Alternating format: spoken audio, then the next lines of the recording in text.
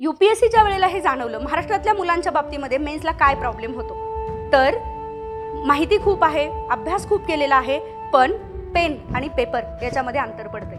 हा पेन आणि पेपर ह्याच्यामध्ये जे अंतर पडतंय त्याचा एकमेव सगळ्यात मोठा इश्यू आपण म्हणूया ते म्हणजे फिअर फॅक्टर. आणि फिअर फॅक्टर काय, मला उत्तर लिहिता येणार आहेत का, एकूणच असलेले दिवस, दोन गोष्टी बोलते एकाच वेळेला बरं का मी.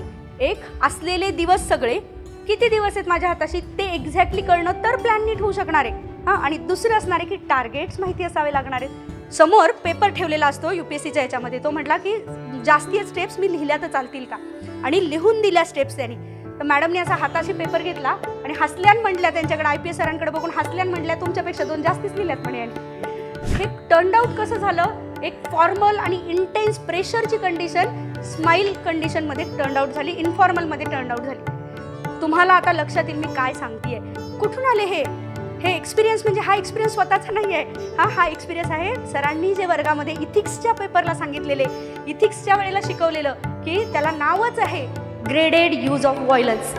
डेटा नीट लक्षात घ्या बरं का, हा वापरायचा आहे, हा कोट करायचा आहे आपल्याला. हे कुठून येणार आहे, हे करंट इव्हेंटमधनं येणार आहे, हे सांगते मी. करंट इव्हेंट हे क्रिटिकल आहेत आणि आपले करंट इव्हेंटचे तास मिसच करायचे नाही आहेत, ॲब्सोल्युटली.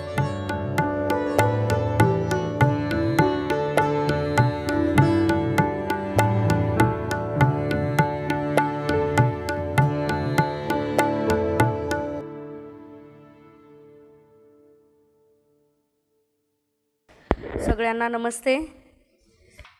मुख्य परीक्षेच्या ह्याला सुरुवात करण्यापूर्वी जरा पेपर कसा वाटला मला 1 मिनिटात सांगायचं आहे. प्रिलिम्सचा कसा वाटला, वाटताना सोपा वाटला, अवघड वाटला, जो काही शेवटी ॲन्सर कीनी जे मार्क आले ते खरे, पेपर कसा वाटलापेक्षा. तर सगळ्यांनी काढलेत का आपापले मार्क्स, मला आत्ता सांगायचे नाही आहेत, किंवा रादर तुम्हाला माहिती, जे चाणक्यचे त्यांना माहिती, आपण विचारत पण नाही डायरेक्ट मार्क्स तुम्हाला कधीच. इंटरव्ह्यू प्रिपरेशनमध्ये सुद्धा विचारत नाही आपण की तुला किती मेन्सला मार्क्स होते, आणि त्याप्रमाणे मग कोणाला जास्तही महत्त्व द्यायचं कोणाला हे करत नाही, आपण सगळ्यांना सेमच हे करतो. त्यामुळे विचारणार नाही मी मार्क्स तुम्हाला, फक्त की आपापले काढलेत ना, कशासाठी, तर इथून पुढचा तुमचा स्टडी प्लॅन कसा असावा लागणार आहे, त्यासाठी आपली स्वची ओळख ज्याला आपण म्हणतो, आपण कुठे बसतो हे स्वतःला तटस्थपणे पाहता येणं हे खूप महत्त्वाचं ठरणार आहे एकूण ह्या सगळ्या प्रिपरेशनमध्ये. ऑनलाईनमध्ये आवाज येतोय ना रे व्यवस्थित? सुबोधला काही बोलायचं आहे इकडून, हे सुरू आहे का आवाजाचं, ते बोलले तर ऐकायला येईल का मला, बहुतेक नाही. 1 मिनटं मी करते स्पीकर ऑन. हां ठीक आहे.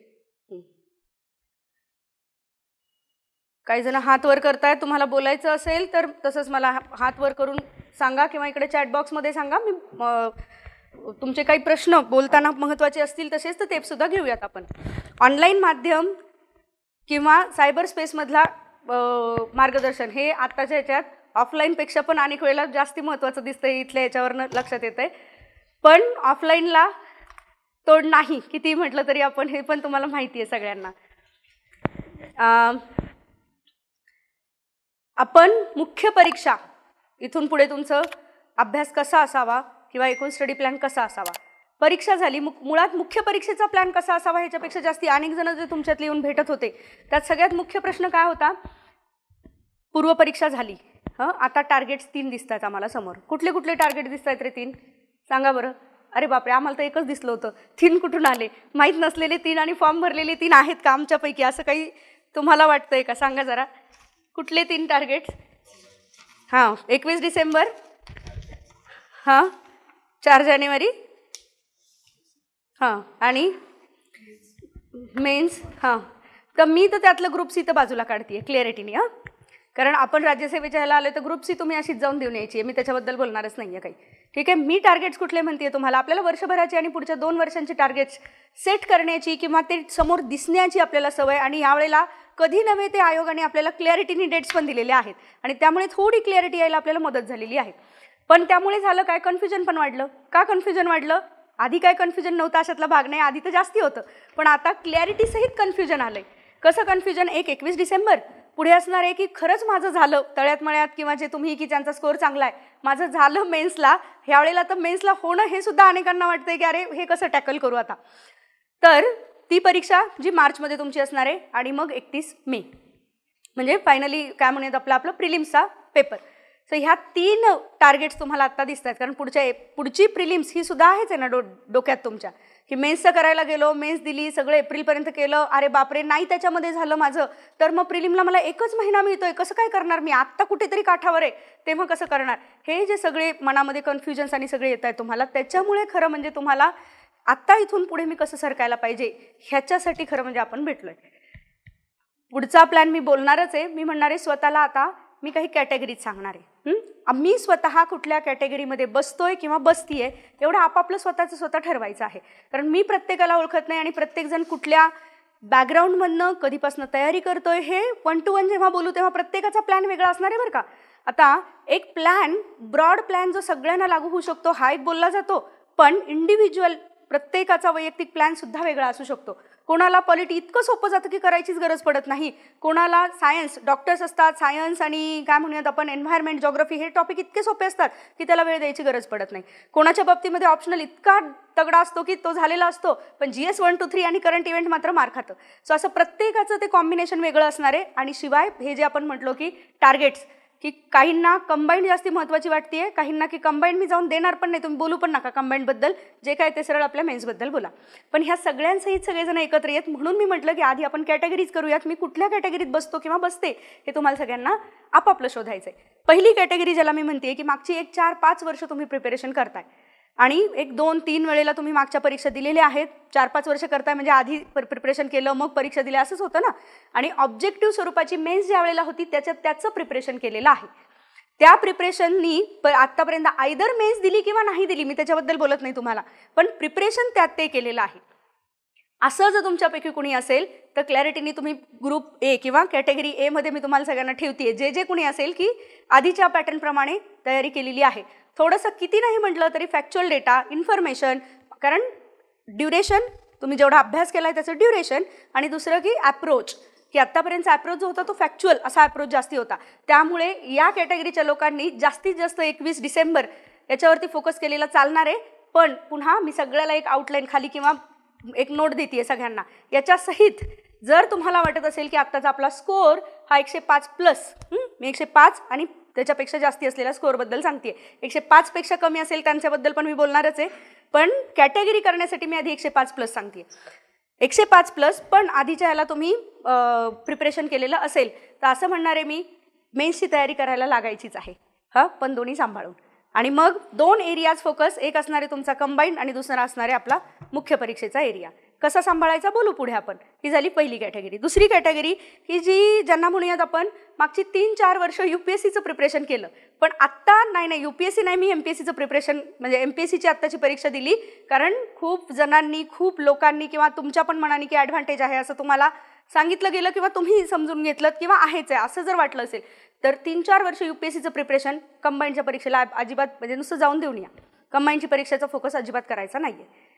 आधीचं समजलं मी कॅटेगरी ए कोण होतं, कॅटेगरी बी कोण होतं. कॅटेगरी सी आणि डी, की जे गेल्या 2 वर्षांमध्ये अभ्यास करतायत, 2च म्हटलं बरं का, म्हणजे परीक्षा एखादीच दिली असेल तर मागची अदरवाईज दिलेली पण नाही आहे अशी जी लोकं असणार आहेत.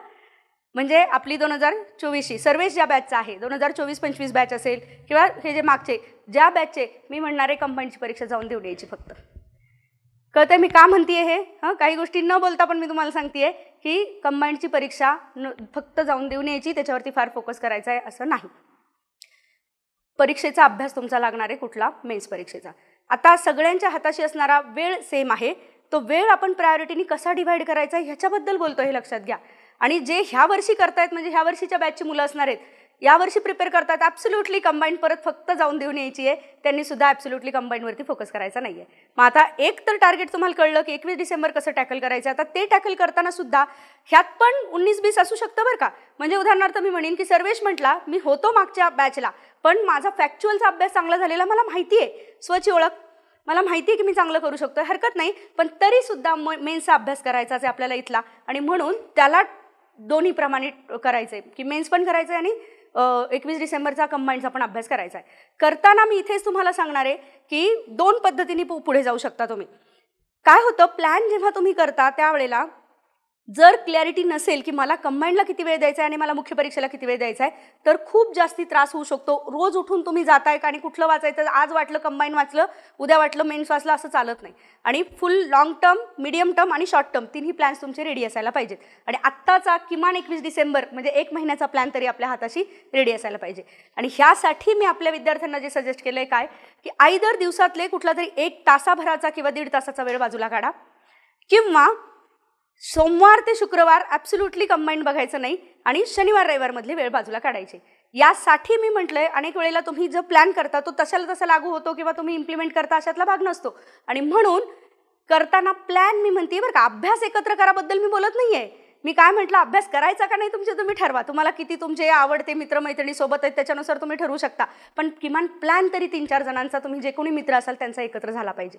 म्हणजे समजा हे 4 जण एकत्र बसलेत आणि प्लॅनिंग करताना मी कुठलं वाचायचं ह्याच्याबद्दल बोलत नाहीये, पण वेळ कुठला काढताय जेणेकरून ट्रॅक ठेवायला, त्याचा ट्रॅक माझ्यावर, माझा ट्रॅक तुझ्यावर, हे राहू शकतं की चल आज संध्याकाळी तू केला का 6 ते 7 या वेळामध्ये कंबाईनचा अभ्यास, तेवढा एक सोडून उरलेला नाही ना केला, हे सुद्धा बघणं. सो ह्याला हे सोपं जातं. म्हणून काय, मी ह्याला ग्रुप प्लॅनिंग ही संकल्पना जरा देतीये. इतकी वर्ष जेव्हा आपण प्लॅनिंगबद्दल बोलतोय, पुढे प्लॅनबद्दल आपल्याला बोलायचंच आहे, प्लॅनिंगबद्दल बोलतोय, इंडिव्हिज्युअल प्लॅन अनेक वेळेला आपण बनवतो. तुम्हाला माहिती आहे की we are good at planning असं म्हणतो आपण. सर तर म्हणतात की we are not good at planning as well. आपण प्लॅनिंग पण नीट करत नाही असं सरांचं म्हणणं असतं.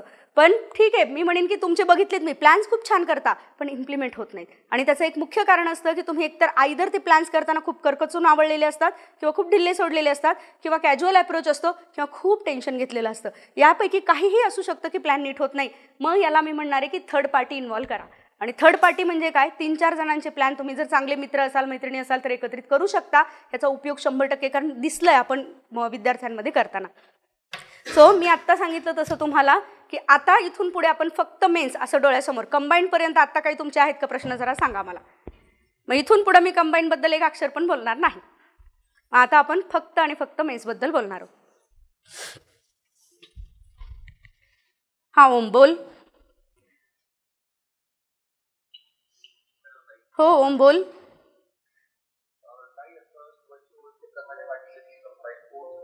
हां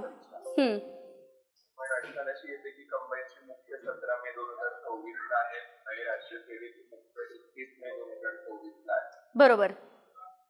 मग काय करावं, कारण की जर कंबाईनची पूर्व जरी झाली तरी मुख्य कंबाईनची मुख्य आणि राष्ट्रीय सेवेची पूर्व यामध्ये अंतर खूप कमी आहे. काहीतरी कॉम्प्रोमाइज करावं लागतं. बघ काय आहे की तुम्ही आत्ता फोकस करताना 21 तारीख फोकस करताय. मी म्हणणार आहे की मुख्य परीक्षा हा आत्ता डोळ्यासमोर ठेवूच नका. म्हणून मी तुम्हाला टार्गेटमध्ये घेतला पण नव्हता बघा मुख्य परीक्षा. त्याचं कारण की जर तुमची खरंच आत्ताची प्रिलिम निघाली, कुठली मी म्हणते राज्यसेवेची निघाली, तर कंबाईनचं काय करायचं त्यावेळेला मी बोलते तुमच्याशी. आणि हे इंडिव्हिज्युअल असणार आहेत, हे सगळ्यांचा हा सेम प्रश्न काही सगळ्यांचा असेल अशातला भाग नाही, पण त्या वेळेला इंडिव्हिज्युअल बोलावं लागणार आहे. उदाहरणार्थ ओम, मी तुला ओळखते, तुझं ऑब्जेक्टिव्ह याच्यावरती पण खूप पकड आहेच आहे, चांगल्या पद्धतीने करू शकणार आहेस तू. आणि तुझं ऑप्शनल आणि हे किती झालंय समोर बसून मला जर लक्षात आलं, आणि दोघांमधली विन विन सिच्युएशन किती दिसते ह्याच्यानुसार त्यावेळेला आपल्याला ठरवता येणार आहे. त्यामुळे आत्ता त्याचा विचार करू नकोस असं सांगते मी. आलं लक्षात? हां बोल प्रवीण. हो हो येतोय, बोल.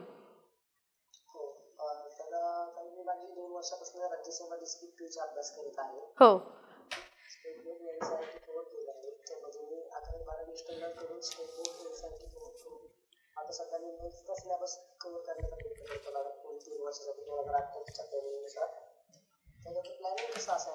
ओके. मी काय करणार आहे आता, म्हणजे प्रवीण सहित मी सगळ्यांना सांगते की आधी जरा मी बोलते आता तुमच्याशी. तुमचे सगळ्यांचे प्रश्न असू दे, तिथे चॅटबॉक्समध्ये पण टाकून ठेवा.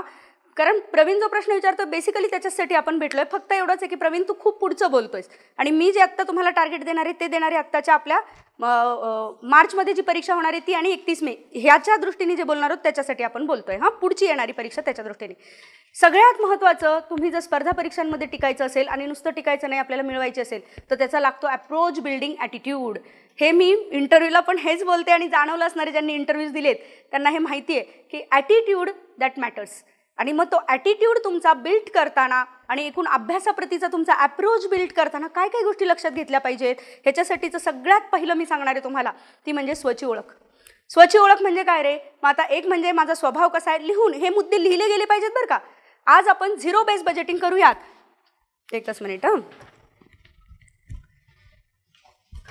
झिरो बेस बजेटिंग करूयात. कशाबद्दल मी म्हणतेय की इथून आधी तुम्ही काय अभ्यास केलाय 1 मिनिटासाठी सगळं विसरून जा. सगळे इथे जे ऑनलाईनमध्ये आहे त्यांना पण म्हणणार आहे की सगळे विसरून जा. आणि झिरो बेस बजेटिंग म्हणजे काय, तर मला काय काय इथून पुढच्या काळामध्ये लक्षात घ्यायचं एकूण अभ्यास करण्यासाठी याच्याबद्दल आधी बोलतोय आपण. सगळ्यात पहिलं आपण काय म्हटलो की स्वची ओळख. मग आता एक डायरी तुमची छोटी की ज्याच्यामध्ये स्वतःबद्दलच लिहायचंय. काय काय लिहायचंय स्वतःबद्दल? पहिलं की तुम्हाला माहीत पाहिजे की तुमचा स्वतःचा स्वभाव कशा प्रकारचा आहे. एक्स्ट्रोवर्ट आहे, इंट्रोवर्ट आहे. मी हे कशासाठी सांगते रे? आपले अभ्यासाच्या सवयी आणि आपल्याला लक्षात राहायला कशाने मदत होते. फॉर एक्झाम्पल एखाद्याचा खूप इंट्रोवर्ट असेल, वाचन हा माझा स्ट्रॉंग पॉईंट असेल ऑडिटरीपेक्षा असं जर आपण म्हटलो, तर पुस्तकं, रिसोर्सेस, नोट्स हे आपल्यासाठी जास्ती महत्त्वाचे ठरणार आहेत रिव्हिजनच्या वेळेला सुद्धा. पण हेच जर माझं ऑडिटरी स्ट्रॉंग असेल, मी एक्स्ट्रोवर्ट असेल, बोलून जास्ती, म्हणजे एखाद्याला मी सांगताना चहाच्या or a cup of tea मी खाली जाऊन 4 गोष्टी सांगितल्या तर मला लक्षात राहणार आहेत. हे जर मला माहीत असेल, एक्स्ट्रोवर्ट असेल, तर चहाच्या कपाच्या वेळेला बोला ना, 4 गोष्टी सांगा. तुम्ही जे आत्ता अभ्यास केलाय जाऊन डिस्कस करा. पुढच्यांना पण फायदा होणार आहे, तुम्हाला पण फायदा होणार आहे. पण हे कधी शक्य आहे? जेव्हा तुम्हाला माहिती आहे की माझा स्वभाव काय आहे त्याच्यानुसार. सो सगळ्यात पहिला येणार आहे स्वची ओळख. स्वभाव, अभ्यासाचा पॅटर्न कसा असला पाहिजे ह्याच्यासाठी महत्त्वाचं आहे. आजपर्यंत हा आपण कधीच विचार करत नाही की माझा स्वभाव काय, त्याच्याप्रमाणे आपण विचार काय करतो, टॉपर्सने काय सांगितलंय, किंवा रोहिणी मॅडम काय सांगतायत, अभिजित सर काय सांगतायत, मयूर सर काय सांगतायत. मी म्हणणार आहे की आधी स्वतःमध्ये जरा वाकून बघा की माझा स्वभाव कशाप्रमाणे फुलत वर येतोय. उदाहरणार्थ पुन्हा आता इथं हा समोरच बसलाय म्हणून पुन्हा सर्वेश येणार आहे. सर्वेश मला माहिती फार फार फार फार बडबड करतो. आणि मला माहिती आहे की त्याची ऑडिटरी स्ट्रॉंग आहे. सो म्हणजे काय, रिव्हिजन त्याच्यासाठी की जे ऐकून रिव्हिजन आहे हे खूप जास्ती गरजेचं पडणार आहे. बाय द वे जाता जाता सगळे जे आपले 2024-25च्या बॅचचे आहेत, जूनमध्ये एकदा तुमचं आपलं रेकॉर्डेड ॲपचा ॲक्सेस संपला, त्याच्यानंतर आपण तो पुढे वाढवून दिला होता. तर आत्ता मागच्या 4-5-6 दिवसांमध्ये अनेक जणांचे येत आहेत की संपलाय म्हणून आणि वाढवून. तर तुम्हाला मी ऑलरेडी प्रॉमिस केलं होतं तुम्ही म्हणण्याच्या आधी की आपण ते डिसेंबरपर्यंत सगळ्यांचा वाढवून देतोय. पण तो सगळा मास वाढवता येत नाहीये, इंडिव्हिज्युअल. तर त्याच्यामुळे ज्यांचा संपलाय त्यांनी इंडिव्हिज्युअल कळवा आणि ते इंडिव्हिज्युअल आपण त्यांचा वाढवून देऊयात. ओके. तर गरज कोणाला असणार आहे मग ती? ऑडिटरी ज्याचं स्ट्रॉंग आहे की ऐकून ज्याला जास्ती लक्षात राहणार आहे, नोट्स काढता येणार आहेत आणि ते ऐकलेलं, रिव्हिजन केलेलं तुमच्या उत्तरांमध्ये उतरवता येणार आहे. मेन्सचा जेव्हा आपण विचार करतो, the most important and critical point is जे तुम्ही वाचलंय ते सगळं उतरवता आलं पाहिजे तुम्हाला. इन्फॉर्मेशन टू मच आहे ती गरजेची असते कुठे? प्रिलिम्समध्ये. पण इथे इन्फॉर्मेशन खूप आहे याची गरजच आहे असं मी म्हणणार नाही. तुमचं नॉलेज, इन्फॉर्मेशन, नॉलेज, ॲनालिसिस करण्याची तुमची पद्धती आणि ह्या सगळ्यांसहित ते उतरवता आलं पाहिजे. पेन आणि पेपर. एकूणच महाराष्ट्रातल्या सगळ्या पोरांच्या बाबतीत इतके दिवस मागची 10 वर्ष तरी किमान MPSCमध्ये मेन्स नव्हती, म्हणजे सब्जेक्टिव्ह स्वरूपाची नव्हती. 2012 पूर्वी होती. पण UPSCच्या वेळेला हे जाणवलं महाराष्ट्रातल्या मुलांच्या बाबतीमध्ये मेन्सला काय प्रॉब्लेम होतो. तर माहिती खूप आहे, अभ्यास खूप केलेला आहे, पण पेन आणि पेपर याच्यामध्ये अंतर पडतंय. हा पेन आणि पेपर ह्याच्यामध्ये जे अंतर पडतंय त्याचा एकमेव सगळ्यात मोठा इश्यू आपण म्हणूया ते म्हणजे फिअर फॅक्टर. आणि फिअर फॅक्टर काय? मला उत्तरं लिहिता येणार आहेत का? हा जो मनामध्ये बसलेला फिअर फॅक्टर आहे, मला उत्तरं लिहिता येणार आहेत का? मी म्हणणार आहे की हा प्रश्नच विचारायचा नाही, लिहायचं आहेच आहे, त्याशिवाय तुम्ही पास नाही होणार आहेत. सो मला लिहिता येणार आहे का हा प्रश्न विचारायचाच नाही आपल्याला. त्यामुळे विचार आणि पेन याच्यामधलं जेव्हा तुम्ही ही तफावत कमी करू शकाल तेव्हाच तुम्ही उत्तरं नीट लिहू शकाल. मग आता ह्याच्यासाठीचा चांगला पॉईंट काय असतो ते म्हणजे लिहायला सुरुवात करा. सगळ्यात सोपा ते म्हणजे लिहायला सुरुवात करा.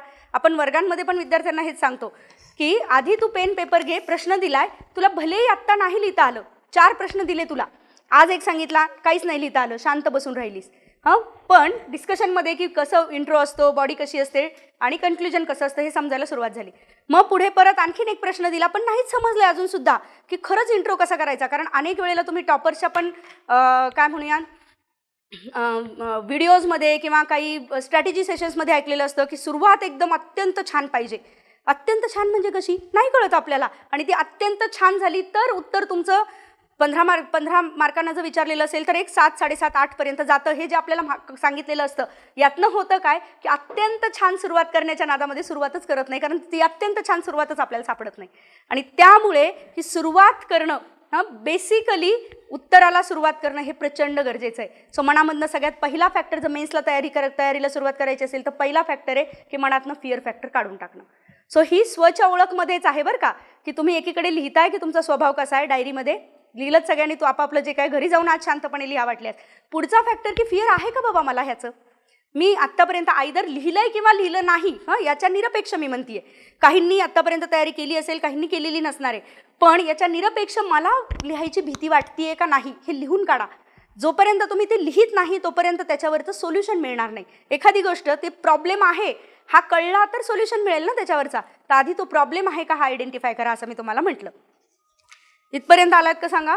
आता पुढचा येतो खूप महत्त्वाचा मुद्दा, तो म्हणजे तुमचे एकूणच असलेले दिवस. 2 गोष्टी बोलते एकाच वेळेला बरं का मी.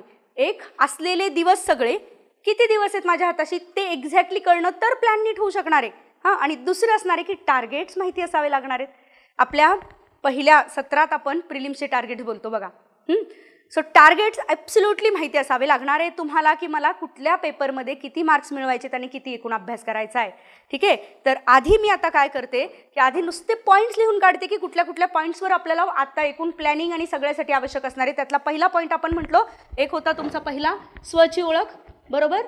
आता ह्या स्वच्या ओळखीमध्ये अनेक गोष्टी असणार आहेत तुम्हाला ज्या ज्या वाटत आहेत की अभ्यासामध्ये आयदर ती माझी स्ट्रेंथ असू शकते किंवा आयदर तो माझा अडथळा असू शकतो. यापैकी जे तुम्हाला वाटतंय, कुणी बघायला येणार नाहीये, ते तुमच्यासाठी उपयोगी आहे आणि फरक पडतो की नाही बघा तुम्ही, की जेव्हा लिहून काढताय तुम्ही. राईट, इथे असणारे पहिलं स्वची ओळख आपण म्हटलो. आता काही मुद्दे असे असणार आहेत तुम्ही म्हणाल आम्हाला माहितीच आहेत की उदाहरणार्थ सिलेबस पाहायचा आहे, पण पुन्हा एकदा आठवण करा स्वतःला.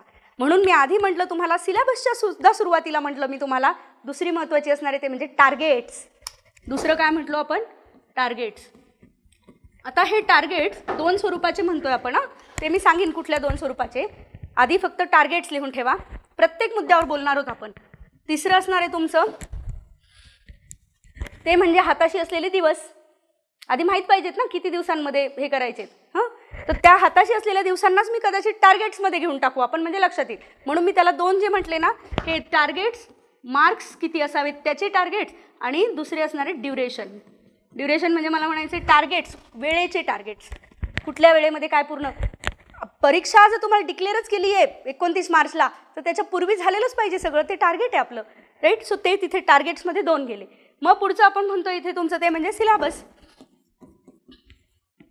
किती लोकांकडे प्रिंटेड फॉर्मॅटमध्ये सिलेबस आहे? जेवढे आले तेवढे खरंच सिन्सिअरच असणार आहेत म्हणून आहेच आहे.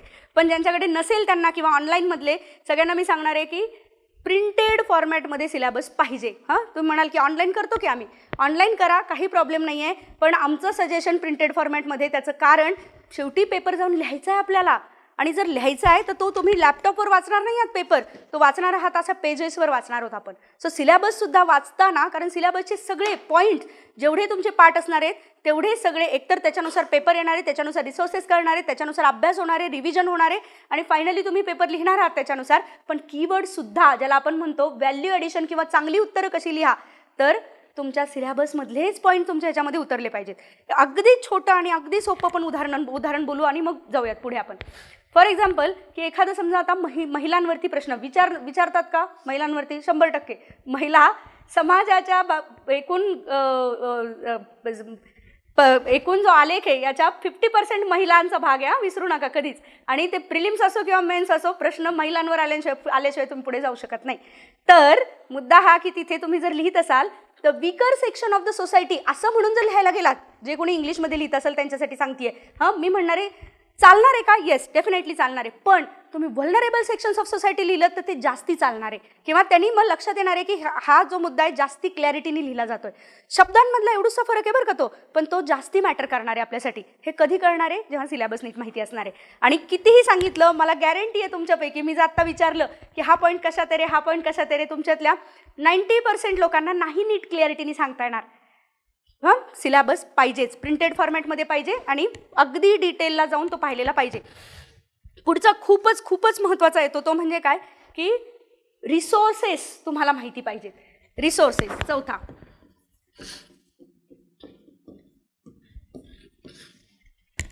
हे रिसोर्सेस कशावरनं ठरणार आहेत? मी म्हणणार आहे की 2-3 गोष्टींवरनं ठरणार आहेत. पहिलं की सिलेबस नीट तुमचा माहिती असेल तर तुम्हाला रिसोर्सेस लक्षात यायला मदत होईल. दुसरा तो म्हणजे PYQ, त्यामुळे पुढचा असणार आहे तुमचा प्रिव्हियस इयर. आता MPSC साठी तर प्रिव्हियस इयर असं काही नाहीच आहे. सो बेस हा UPSCचाच घ्यावा लागणार आहे आपल्याला. राईट. पण आता इथे MPSCच्या मुलांना मार्गदर्शनाची गरज जास्ती का?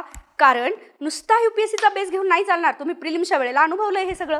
जर UPSCच्या लाईन्सवरती सगळं आपला MPSC गेली किंवा सिलेबस सगळा बदलला, अगदी इंटरव्ह्यूसुद्धा 275ला झाला असं आपण म्हटलं, तर प्रिलिम्ससुद्धा खरं म्हणजे UPSCच्या एक्झॅक्ट लाईन्सवर जायला पाहिजे होती. पण ती गेली का? नाही गेली. याचा अर्थ आता नीट विचार करा, मेन्समध्ये जेव्हा तुम्हाला क्वेश्चन्स कसे येणार आहेत, प्रश्न कसे येणार आहेत, त्याचा अंदाज, त्याचे प्रेडिक्टॅबिलिटी, तर ती UPSCचा बेस, पण प्रश्न स्ट्रेट फॉरवर्ड असू शकतात, हे विसरू नका. हां, म्हणजे फरक आहे का? आहे. मग PYQ आहे. तुमच्या सगळ्यांचा तुमचा एक्सपिरियन्स मॅटर करणारच आहे. पण जे ह्याच्यातनं गेले, ज्यांनी आयदर ह्याच्यामध्ये यश मिळवलं की किंवा त्यांची त्याच्यामधली ताकद आहे, आपले सगळे faculties, for example Mayur sir असतील, केतन सर असतील, धनंजय सर असतील, अभिजित सर असतील, यांची जी ताकद आहे की कुठले प्रश्न कशा पद्धतीने येतील आणि टॅकल करण्याची, तर ते मी म्हटलं तुम्हाला त्याच्यानुसार रिसोर्सेस ठरणार आहेत. त्यामुळे PYQच्या बरोबर 6वा खूप महत्त्वाचा मुद्दा आहे, तो म्हणजे की तुम्हाला मार्गदर्शन कुठलं आहे, खूप अंदाज देण्यासाठी. आणि तो अंदाज मॅटर करतो. पुन्हा इथे जे बसलेत बॅचचे सगळेजण ज्यांनी जॉग्राफी केलं होतं, मला सांगा बरं, म्हणजे तुम्हीच सांगू शकाल, जे नाही आहेत त्यांना हे सांगू शकाल, थेट वर्ड टू वर्ड जे बोलतोय जशाल तसं. एकही मी 90-95% ॲक्युरेसी म्हणत नाही आहे, 100% accuracy in geography and environment. 100%. Not a single question is from outside the sessions.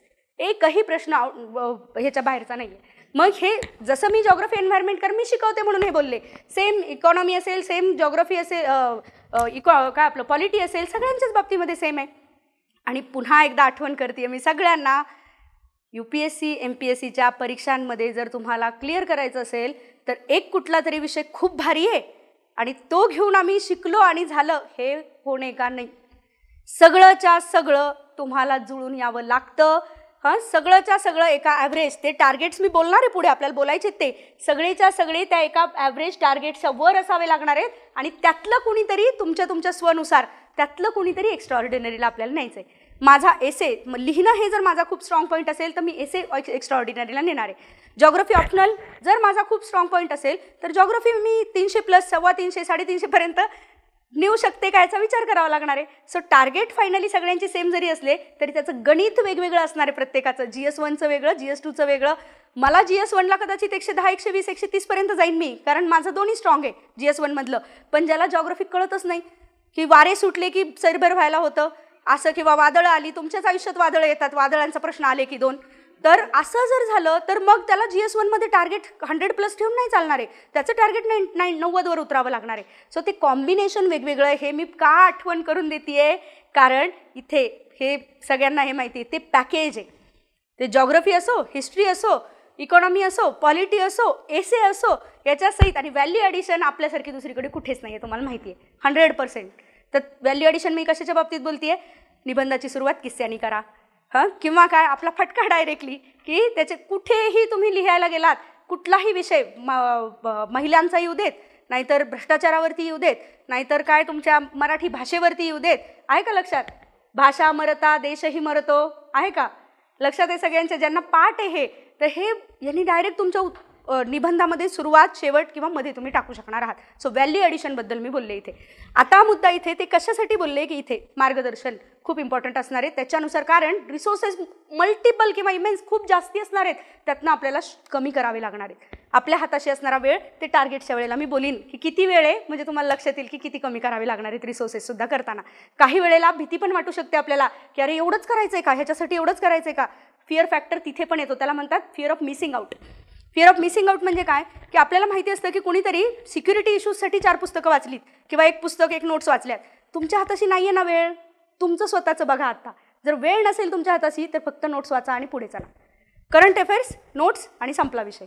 कळलं काय म्हटलं आपण? सो रिसोर्सेस नॅरो डाऊन करणं हे सुद्धा त्याच्यानुसार ठरणार आहे. म्हणून मी आधी पॉईंट देते तुम्हाला कशावर विचार करायचा आहे, पुन्हा एकदा सगळ्यांवर विचार करूच यात आपण. मग मी म्हटलं सिलेबस, रिसोर्सेस, PYQ, तुमचं असलेलं मार्गदर्शन, आणि मग आता फायनली ते खरं म्हणजे स्वच्या ओळखीचाच पार्ट आहे, पण तो सेपरेटली करा असं सांगणार आहे. तो म्हणजे weak subject and strong subject. Weak subject and strong subject मी जसं म्हटलं ना तुम्हाला आधी, वीक अँड स्ट्रॉंग, तुमचे वीक अँड स्ट्रॉंग सब्जेक्ट. आणि हे मी प्रिलिम्सच्या वेळेला जे सांगते ना तेच पुन्हा एकदा इथं रिपीट करते. ते म्हणजे काय की तुमचे तर स्ट्रॉंग आणि वीक आहेतच, पण आयोगाचे स्ट्रॉंग आणि वीक सुद्धा तुम्हाला बघायला लागतील. कारण आयोग प्रेडिक्टेबिलिटी जास्ती कशात असणार आहे, किती नाही म्हटलं तरी इतिहासाचा फॅकल्टी कितीही चांगला असू दे, बिचाऱ्याला 100% ॲक्युरेसी म्हणताच येणार नाही. माहिती की नाही तुम्हाला? मी म्हणू शकते, का म्हणू शकते जॉग्रफीला, कारण geography it is a strong subject for the right. Polity economy पण तितकासा नाही म्हणणार आपण. म्हणजे इकॉनॉमी आणि इतिहास हे 2 फॅकल्टी बिचारे कायमच मागे राहणार आहेत, हे मी तुम्हाला सांगते. आहे की नाही? Yes, science is also going on that line. But environment is too much predictable. So आपण हे म्हटलो की आयोगाचे स्ट्रॉंग, आता ते मेन्ससाठी विचार करतोय, प्रिलिम्ससाठी नाही, पण मेन्ससाठी की जॉग्रफीचे प्रश्न कशा लाईन्सवर पडणार आहेत, इतिहासाचे प्रश्न कशा लाईन्सवर पडणार आहेत, हे जर तुम्हाला प्रेडिक्ट करता आलं तर रिसोर्सेस पण करू शकतो. याचं एक परफेक्ट उदाहरण मी तुम्हाला सांगते. तसंच करायचं असं नाही, रादर तसंच सगळ्यांना लागू होईल असं नाही. आपला वरुण बरणवाल 2013 जेव्हा पहिल्यांदा हे झालं GS 1 2 3 4, त्यावेळेला UPSCची परीक्षा देत होता. आणि अचानक एकदम असं जसं तुमचं पहिलं वर्ष असं पहिलंच वर्ष की ज्या वर्षीचं हे GS 1 2 3 4 तो करत होता. आणि त्याला लक्षात आलं की अँशियंट अँड मिडिवल म्हणजे प्राचीन आणि मध्ययुगीन भारताचा इतिहास त्याला काहीच सुधरत नव्हतं, काहीच नाही. इथेच बहिष्कृतमध्ये अभ्यास करायचा. इथं वरुण आपला पूर्ण वेळचा विद्यार्थी, दुसरीकडे कुठेच काही केलेलं नाही आहे. वरुण पूर्ण सगळी प्रिपरेशन चाणक्यमधली आहे त्याची. तिथे बसून करायचं तेव्हा अरे ताई समझ में नहीं आ रहा, हिंदी बोलायचा वरुण, समझ में नहीं आ रहा, मैं ये करूंगा ही नहीं. वरुणनी अँशियंट आणि मिडिवलच्या पुस्तकाला हातच लावले नाही. हात मी सांगते बरं का. म्हणजे काय, त्याला काहीच येत नव्हतं. अँशियंट आणि मिडिवलमधलं काहीच येत नव्हतं. कळलं मी काय म्हटले? पण वरुण महाराष्ट्रात पहिला, देशात 32वा, Gujarat IS cadre, IS Gujarat cadre. म्हणजे हे स्वची ओळख जे मी म्हणते तुम्हाला, राईट. आणि मग हे कळणं की कुठल्या ह्याच्यावर किती प्रमाणामध्ये, पुन्हा एकदा सांगते, इथे MPSCमध्ये आपल्याला काहीच सोडायचं नाही आहे. नाही तर हे उदाहरण घेऊन तुम्ही काहीतरी सोडायला जाल. MPSCमध्ये आपल्याला काहीच सोडायचं नाही आहे. मी उदाहरण काय सांगते, प्रत्येकाचा मार्ग वेगवेगळा असू शकतो. एकत्रित विचार कशावर, म्हणून हे पॉईंट्स महत्त्वाचे ठरणार आहेत की विचार कशावर करायचा आहे, मला स्वसाठी विचार कशावर करायचा आहे. ठीक आहे. मग आपण पुढचं वीक आणि स्ट्रॉंग सब्जेक्ट, त्यातला वीक वरूनचा होता त्यांनी तो काढून टाकला होता. आपल्याला काढायचा नाही आहे, वीकला ॲव्हरेजला आणायचं आहे. लोकांना ज्याची उत्तरं देता येणार आहेत ती उत्तरं मला आलीच पाहिजेत, हे कळलं पाहिजे. क्लिअर आहे सगळ्यांना? उदाहरणार्थ महाराष्ट्राच्या अँशियंट अँड मिडिवलमधून जर प्रश्न अजंठा आणि वेरूळ लेणीवर आला आणि तुम्हाला येत नाही, मग मी म्हणणार आहे की दिस इज शेम. सो यायलाच पाहिजे, कारण ते सगळ्यांना येणार आहे, त्यामुळे ते यायला पाहिजे असं मी म्हटलं. ॲब्सोल्यूट येत नाही असं चालणार नाही, राईट. पण अगदी आपण म्हणूयात की अँशियंट मिडिवलमधलं काहीतरी खूप आत जाऊन त्यांनी विचारलं तर की जे बाकीच्यांना पण येण्याची शक्यता तुलनेने कमी, नाही आलं तरी चालणार आहे. सो विचार ह्या पद्धतीने केला तर लक्षात येईल की जो माझा वीक, आता मी गृहीत काय धरलं याच्यात, प्राचीन मध्ययुगीन वीक आहे असं गृहीत धरलं. ज्यांचा स्ट्रॉंग आहे त्यांच्याबद्दल बोलत नाही आहोत. प्राचीन मध्ययुगीन जर वीक असेल तर मी त्याला ॲव्हरेजला आणून ठेवलं. आणि ते ॲव्हरेज कसं मोजणार आहात तुम्ही माहीत पाहिजे. आणि तेवढं तुम्हाला माहीत असतं की जेवढं लोकांना येणार आहे तेवढं आलं पाहिजे या ह्याच्यात. आणि लोकांना म्हणजे एक्स्ट्रा ऑर्डिनरी लोकांबद्दल बोलत नाही आपण, शक्ती दुबे किंवा श्रीवास्तवबद्दल बोलत नाही आहोत आपण बोलतोय कोणाबद्दल, ॲव्हरेज कॉमन मॅन त्याच्याबद्दल बोलतोय. त्याला येत असेल तर आपल्याला यायला पाहिजे. कळलं इथपर्यंत? ओके. मग आता फायनली ह्या पॉईंट सहित आणि प्रत्येक पॉईंट परत डिस्कस करणारच होता आपण, शेवटचा येतो आणि the most important and the most critical point, that is mindset in the preparation. Mindset in the preparation, mindset of the preparation, mindset for the preparation.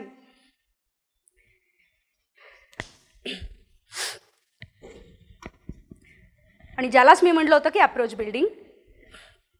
2 दिवस प्लॅनिंग केल्यानंतर आपण खूप जबरदस्त एनर्जीने असतो. 2 दिवसांमध्ये प्रचंड प्लॅन पण जबरदस्त करतो. पहाटे 4 पासनंचा करतो. जो रात्री 12, 1, 2ला झोपणारा माणूस आहे तो सुद्धा पहाटे 4चा प्लॅन करतो. 2 दिवस उठतो, पण त्याच्यानंतर जे होतं आपल्याला माहिती आहे की दिवसभर झोपत असतो आपण, दिवसभर. आणि मग आपणच अरे नाही जरा सर्दी झाली ती गोळी घेतली म्हणून झोप येते, असे जे आपणच एक्सक्युजेस देतो स्वतःला पण आणि दुसऱ्यांना पण. तर इथे परत मुद्दा येतो तुमचा की ॲटिट्यूड. जे मी शेवटी वापरते ते वाक्य आधी वापरते. आपल्या सरांचं काहींना ते पाठ आहे, पण पुन्हा पुन्हा त्याची आठवण करून द्यायला लागते. ते म्हणजे की पहिलं लक्षात ठेवायचं, there is no life beyond mains. आत्ता जे करायचं आहे ते मुख्य परीक्षेचा अभ्यासच करायचा आहे. There is no life beyond mains. पुढचं कसं होईल काय होईल काहीच विचार नाही करायचा आहे. सगळ्यात आपण चुकतो त्याचं सगळ्यात पहिलं कारण आहे ते म्हणजे नॉट प्रेझेंटमध्ये तुम्ही नसणं. वर्तमानामध्ये तुम्ही जगत नाही. हे सगळ्यात महत्त्वाचा इशू आपण म्हणूयात. आयदर तुम्ही पास्ट काय केलं होतं किंवा काय चुका झाल्या ह्याच्यामध्ये असता, किंवा काय होईल याच्यामध्ये असता. आयदर छान छान ह्याच्यामध्ये की अरे स्वप्न पाहणं, त्याला दिवा स्वप्न आपण म्हणूयात, त्याच्यामध्ये की झालं माझं की कसं छान मी भाषण देणारे वगैरे ह्याच्यामध्ये असतो, किंवा दुसरं काय की अरे नाही झालं तर काय या टेन्शनमध्ये. अरे तू जग ना, आत्ताच्या या प्रेझेंटमध्ये जग ना. आज मी आत्ता काय करू शकतो ह्याच्यामध्ये जग, पुढचं काय होईल ते बघू. मागचा विचार नाही करायचा आहे, स्वतःला माफ करायचं आहे. मागं केलेलं असेल नाही केलेलं असेल स्वतःला माफ करायला शिकायचं आहे. राईट. आणि शेवटची ती लाईन महत्त्वाची आहे. आता या क्षणापासून उतरायचं या प्रिपरेशनमध्ये. इथे आग, हृदयात आगच असली पाहिजे तुमच्या. ती जिद्द असल्याशिवाय तुम्ही इथं उतरू शकत नाही. हृदयात आग, पण टेन्शन घ्यायचं नाही आहे किंवा हलायचं नाही आपल्या असलेल्या ह्याच्यापासनं. तर इथे डोक्यावर बर्फ पाहिजे, उलटं नाही पाहिजे. हे सांगते मी तुम्हाला की हृदयात आग आणि डोक्यावर बर्फ हे घेऊनच आपल्याला आता या प्रिपरेशनमध्ये उतरायचं आहे. हे केलं तर आता हे पॉईंट सगळे तुम्हाला लक्षात येणार आहे. माइंडसेट त्यामुळे इम्पॉर्टंट असणार आहे. आणि ते पॉझिटिव्ह माइंडसेट प्रचंड की अरे एवढं सगळं आहे. मी हे माइंडसेट इथपर्यंत का आले, कारण जेव्हा तिकडे जाऊ ना तेव्हा तुम्हाला थोडं थोडं बर्डन यायला सुरुवात होणार आहे. आपण जेव्हा दिवस मोजू तेव्हा तुम्हाला बर्डन यायला सुरुवात होणार. एवढेच राहिले आणि एवढं तर वाचायचं आहे मला. तर हे जे पॅनिक होणं आहे तुमचं ते नाही झालं पाहिजे. फायनली जो याच्यामध्ये शांत मनाने आणि जिद्दीने टिकला तोच टिकला, तोच सर्वाईव्ह पण झाला आणि तोच सिलेक्ट पण झाला. हे लक्षात ठेवायचं आहे. आहात इथपर्यंत. मग आता जाऊयात एकेका पॉईंटनुसार. स्वची ओळख तर मी ऑलरेडी तुमच्याशी बोललेली आहे. आता आपण टार्गेट्सनी जाणार आहोत. टार्गेट्स. हां, वैभव इथे म्हणतोय की answer writing from scratch after long period. 7 महिन्यांच्या नंतर आन्सर रायटिंगला, तर काही काही ह्यातले वर्षभरानंतर आहेत. सो काही काळजी करू नकोस वैभव. आणि तुझ्या आडनावातच आहे की तुला सिलेक्ट पहिल्याच अटेम्प्टला व्हायचं आहे. कळलं का मी का म्हटले? हां, यातलं टार्गेट्सवर येऊयात आपण. सगळेजण करणार आहात एक छोटीशी डायरी, आणि रोजच्या रोज त्याच्यामध्ये स्वतःचा स्व हा रोजच्या रोज नव्याने सुद्धा कळतो आपल्याला, किंवा काही वाटलं आपल्याला अरे ह्याचा मला त्रास होतोय, किंवा हे सगळं रोजच्या रोज डायरीमध्ये तुमच्या छोट्या डायरीमध्ये मेन्शन करत चला. त्याचा फायदा होणार आहे. आता पुढचं बोलतोय आपण टार्गेट्स. आता टार्गेट्समध्ये 2 करतोय आपण. टार्गेट्समध्ये पहिलं म्हटलं होतं आपण की ॲक्च्युली मला मार्क्स किती मिळाली पाहिजेत, आणि टार्गेट्समधलं दुसरं होतं आपलं ते म्हणजे किती वेळ हाताशी आहे. आता वेळ आधी लिहून घ्यायचा का, मग मी टार्गेट्स किती. हां, वेळ हाताशी जर लिहायचं असेल तुम्हाला, इकडे वेळ लिहितोय बरं का आपण. हा वेळ लिहिताना दिसेल किती दिवस रे. मी म्हणणार आहे की हे 4-5 म्हणजे आता आजपासून 16 तारीख आहे. हां, 5 दिवस तर तुम्ही सिंक डाऊन व्हायला वापरा, काही प्रॉब्लेम नाही. सो 21 तारखेपासून कन्सिडर करूयात सगळेजण. हां, सो 21 पासून जर कन्सिडर केलं तर नोव्हेंबरचे 10 दिवस म्हणून म्हणते मी. आहात सगळे? नोव्हेंबर 10 दिवस, डिसेंबर 30 दिवस, जानेवारी मी ह्याच्यामध्ये 31 दिवस. थँक्यू. हां, मी पुढे बोलणार होते तेवढ्यात तुम्ही सांगितलं की कसं ताईचं कॅल्क्युलेशन चुकलं. सीसॅट तो 1 दिवस मी तुम्हाला आरामाला देऊन टाकलाय. ठीक आहे. हां, म्हणून टेन्शन नाही घ्यायचं आहे आपल्याला. आरामाला मी म्हटलं ना, जस्ट रिलॅक्स. याच्यासाठी ॲक्च्युली ओके 31st दिला आहे. 31st तुम्ही कसा सेलिब्रेट करताय बघूयात आपण. ठीक आहे. त्या दिवशी आपल्या बॅचेसच्या विद्यार्थ्यांना काहीतरी स्पेशल ठेवणारच आहेत आपण, तर तुम्हाला सगळ्यांना तिथं बळजबरी ओढून नेणारच आहे. तर ओके, जानेवारी पुन्हा 30. 31 माहिती आहे मला, तरी मी 30च लिहिलेलं आहे. मग फेब्रुवारी बघा, मी परत पुन्हा 30च. तुम्ही म्हणाल नाही 30 कुठे असतं का, तरी मी 30च लिहिलं आहे. हे कशासाठी बघा, जेव्हा तुम्ही प्लॅनिंग करता हे असं मी जे म्हटलं, आता तुम्हाला लक्षात येईल की ॲप्रोच कसा असला पाहिजे. एक तर खूप करकचून असा पण ॲप्रोच नको आहे आपल्याला, आणि म्हणून खूप ढिल्ला सोडला हा पण ॲप्रोच नको आहे आपल्याला. तुम्हाला लक्षात येईल मी जेव्हा 30 करते मला एक्झॅक्ट मी डे टू डे 21 नोव्हेंबरला बसून काय अभ्यास केला, 22ला काय केला हे नाही करत आहे मी. आत्ता करते का नाही. मला काय पाहिजे, अंदाज पाहिजे की टोटल दिवस माझे साधारण माझ्या हाताशी किती आहेत, त्या दिवसांमधलं माझं कॅल्क्युलेशन कसं फिरलं पाहिजे हे हाताशी पाहिजे माझ्या. आणि मग मेंदूला तुम्ही इथं 28 लिहा, तिथं 31 लिहा, असं करत डोक्याला त्रास कशाला देताय. त्यापेक्षा काय, सरळ सरळ मेंदूमध्ये 30 टाकून घेतले आपण, म्हणजे कॅल्क्युलेशनला एक राऊंड फिगर येईल, म्हणून आपण हे केलंय. आहात का इथपर्यंत क्लॅरिटी नाही? ओके. म्हणून फेब्रुवारी पण 30. नाहीतर फेब्रुवारीत माझी अक्कल काढा. आणि मार्च. हां, आता ह्यातलं बघा मी काय करते. मी 21 डिसेंबर बाजूला काढून टाकलाय, आणि आपण फुल फोकसनी आता फक्त मेन्स एवढ्यावरती फोकस करून बोलतोय. आता या मार्च महिन्यामधले मी म्हणणारे 15च कन्सिडर केले. वाय 15 का, तिथून पुढचे 15 दिवस जे असणार आहे ते सगळे आपण ती रिव्हिजन आणि याच्यासाठी. सो ॲक्च्युली हाताशी असलेला मुख्य परीक्षेच्या अभ्यासासाठी असलेला वेळ किती याच्यावर फोकस करताना दिसेल तुम्हाला एवढे दिवस तुम्हाला दिसत आहेत. मान्य सगळ्यांना. आता तुम्ही म्हणाल की अरे एवढे पण नाही ना, त्याच्यातला 1 किंवा 1.5 महिना मला रिव्हिजनला पण टाकावा लागेल वेगळा. आहात का असं म्हणणारे कोणी? आहात? नाही चालणार. कारण आता प्रिलिमसारखं नाही आहे इथे. इथे मेन्सला तुम्ही वाचताय, रिव्हिजन करताय, लिहिताय, वाचताय, रिव्हिजन करताय, लिहिताय. याच्यामध्ये की आधी वाचून घेतलं, एक एक विषय बाजूला केला, मग रिव्हिजन केली, हा पॅटर्न नाही लागू होणार आहे इथे. आणि म्हणून 15 मार्च नंतर जे असेल ते शॉर्ट नोट्स वाचणं किंवा राहिलेले करणं, काहींच्या गोष्टींच्या रिव्हिजन करणं ह्याच्यासाठी ठेवूयात. तो 15 दिवस पुरेसा आहे. शिवाय परीक्षा MPSCने खूप छान केलं आहे आपल्यासाठी की मध्ये मध्ये मध्ये मध्ये गॅप टाकलेत. तुम्हाला माहिती नाही UPSCच्या लोकांची काय वाट लागते की लिहिताना हे हात, मी हे कायम सांगत आले, हे जे हात आहेत ना एवढे सुचतात तिसऱ्या दिवशी. ॲक्च्युली तुम्हाला विश्वास नाही बसणार, अख्ख्या वर्गामध्ये वॉलिनीचा वास फिरत असतो किंवा मूळचा वास फिरत असतो. का? कारण लिहून लिहून हात सुजलेला असतो. तेवढं तर इथे MPSCने केलेलं नाही. आपल्याला खूप जास्ती छान सूट दिली आहे त्यांनी. इथे मुद्दा काय, आता नोव्हेंबर 10 डिसेंबर 10 हे असे आपण टोटल जर केले तर लक्षात येईल तुम्हाला. मी हे असं टाकलं, 2 बायफर्गेट केले. इथे टोटल दिसत आहेत साधारण 70 दिवस, साधारण बोलले बरं का मी. आणि इथे साधारण दिसत आहेत तुम्हाला 45 डेज. हां, मी साधारण म्हटले परत, कारण तुम्ही 2 परत कमी करणार तिथे, बरोबर की नाही. पण ते 2 पुढे मार्चमध्ये पण वाढू शकतात. साधारण ह्या अँगलने आपण बोललो. बघा, वरचे 70 दिवस आणि खालचे दिसत आहेत 45 दिवस. आहात का इथे सगळेजण? आहात इथपर्यंत? सो 2 गट केले असं आपण म्हटलो. 2 गट आहात का सगळे? 2 गट केले. एक 70 दिवसांचा गट आहे, दुसरा 45 डेजचा गट आहे. आता मी हे म्हणत नाही आहे तुम्हाला की सुरुवातीच्या 70 दिवसांमध्ये ठरलेले हे 3 विषय किंवा हे 4 विषय एवढं करायचं, बाजूला करायचं, दुसऱ्या विषयांना हातच नाही लावायचा, याच्याबद्दल बोलत नाही आहोत आपण.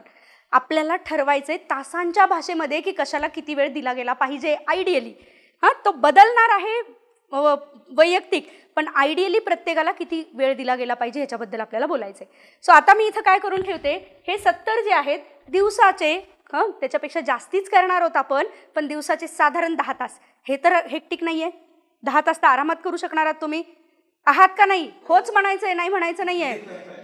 केलंच पाहिजे 10 तास. आणि 10 तास मी मिनिमम सांगते. काहींचे ते 12 तास होतील, 13 तास होतील, प्रत्येकाच्या शेड्यूलप्रमाणे ते बदलेल, पण मिनिमम 10 तास म्हणजे हे झाले तुमचे साधारण 700 तास. आणि इथे पुन्हा 10 तास, हे झाले साधारण 450 तास.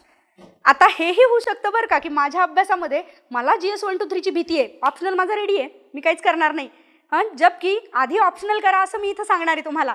पण जर माझा ऑप्शनल रेडी आहे तर ह्या पहिल्या दिवसांमध्ये मी ऑप्शनल नाही, कदाचित थोडा कमी घेईन, मी इकडे सरकवीन ऑप्शनल माझा. हे कधी होऊ शकतं, माझं काय प्रिपरेशन आहे त्याच्यानुसार, राईट. म्हणजे मी करताना काय म्हणते तुम्हाला की प्रत्येक ह्याला किती वेळ द्यायचा हे तासांच्या भाषेत ठरवूयात, ना की ॲक्च्युअल कुठल्या महिन्यात काय संपवायचं ह्याच्या भाषेमध्ये. जरा सोपं जाईल तुमच्यासाठी म्हणून हे केलं. हां, आता एकीकडे दिवस काढून ठेवले, जस्ट बाजूला करून ठेवले. तुम्ही आता इकडे या. इकडे म्हणजे कुठे आलो आपण आता? फायनल. आता टार्गेट्स. तर टार्गेट्समध्ये किती पेपर लिहायचे सांगा रे जरा तुम्ही. हां, पहिला पेपर. थँक्यू. का? कारण त्याच्याशिवाय पुढे जाऊच शकणार नाही आहोत आपण. इंग्लिशचा पेपर आणि मराठीचा पेपर हे 2 पेपर की ज्याच्यामध्ये 300 मार्काला आपल्याला पेपर लिहायचे आहेत. ह्या पेपरचं वेगळं प्रिपरेशन नाही केलं तरी चालणार आहे, पण एकदा हा पेपर लिहून बघायचा आहे. आज आहात अशा परिस्थितीत तुम्ही तो लिहून बघायचा आहे. आपल्याला किती मार्क्स मिळतात चेक करून घ्यायचा आहे, जेणेकरून जर आपल्याला ते मार्क्स जास्ती किती मिळावे लागतात, 25% क्वालिफाईंग आहे. मराठी आणि इंग्लिश दोघांमध्ये सुद्धा 25% क्वालिफाईंग आहे. आणि पेपर आहे 250चा नाही आहे, तो 300चा पेपर आहे.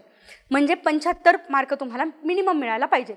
मग मला 76 मिळाले बाद झाले की असं नाही चालणार, हे लक्षात घ्या. आत्ताच्या चेकिंगनुसार तुम्हाला मिनिमम 150पर्यंत सरकावं लागेल. म्हणजे 125 130पर्यंत जर मार्क तुमचे येत असतील आत्ताचे आणि एसे छान लिहिता येतोय, दोन्ही व्यवस्थित आहे असं जर वाटत असेल तुम्हाला, तर 150पर्यंत तरी सरकावं लागेल. आणि मिळतात का? मिळतात 150पर्यंत. हे जसं CSATला लागू होतं की CSATचे पेपर सोडवल्यानंतर जर तुमचे मार्क्स खूप जास्त येत असतील तर फार काळजी करू नका, पण नसतील येत तर आधी तेच करा.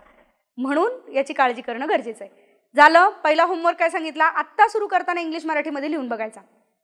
आयोगाचा आलेला UPSCचा पेपर बरं का, तो लिहून बघायचा आणि चेक करून घ्यायचा, त्याच्यामध्ये साधारण किती मार्क्स आपल्याला मिळत आहेत हे बघायचं. त्यातला कुठला तरी एक डेफिनेटली स्ट्रॉंग असतो आपला, हे माहिती आहे मला. दोन्ही खड्ड्यात गेले असं होत नाही. कुठला तरी एक तर आपला डाव्या हाताचा मळ असतो, पण दुसरावाला, आता उदाहरणार्थ की मराठी काही लोकांचा खूप स्ट्रॉंग असेल की म्हणजे अगदी 200, 215 असे पण मार्क्स मिळू शकतील. मी ज्यावेळेला UPSCचे दिले त्यावेळेला मला 235, 238 वगैरे मार्क्स मिळालेले, पण काही उपयोग नाही ना की दोन्हीचे मिळून एकत्र द्या म्हणू शकत नाही आपण. सो मग इंग्लिशला पण तुम्हाला तेवढेच मिळाले पाहिजेत, म्हणजे जास्ती 75पेक्षा जास्ती मिळाले पाहिजेत.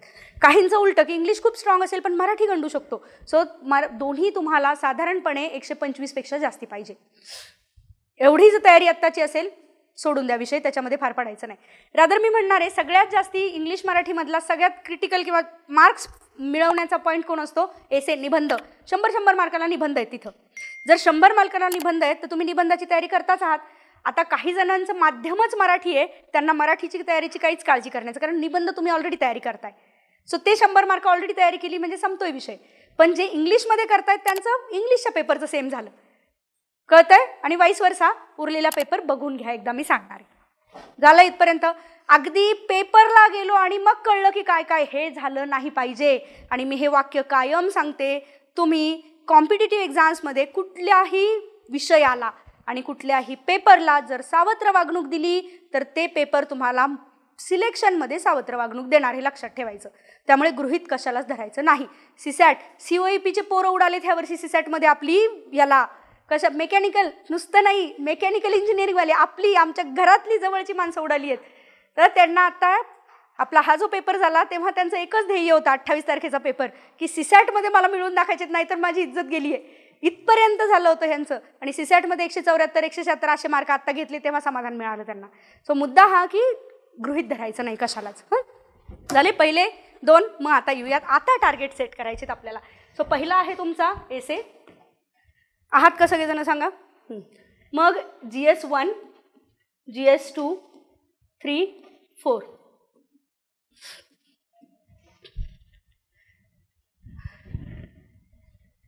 साधारणपणे UPSCचे मी आधी तुमच्याशी बोलते की आत्तापर्यंतचे जे त्याला म्हणूयात आपण रेंज, आणि तुम्ही किती ठेवायला पाहिजे ह्याच्याबद्दल बोलूयात. पाहिजे तर मी माझे पण ठेवून दाखवीन तुम्हाला की मी केलं असतं तर मी काय टार्गेट ठेवले असते. पण हे वाक्य बोलण्या म्हणजे टार्गेट ठरवण्यापूर्वीच मला एक वाक्य बोलू देत. UPSCच्या लाईन्सवर जरी आपण टार्गेट्स आता ठरवत असलो तरीसुद्धा MPSCमध्ये हे टार्गेट्स वाढण्याची शक्यता आहे. वाढण्याची मी म्हणते बरं का.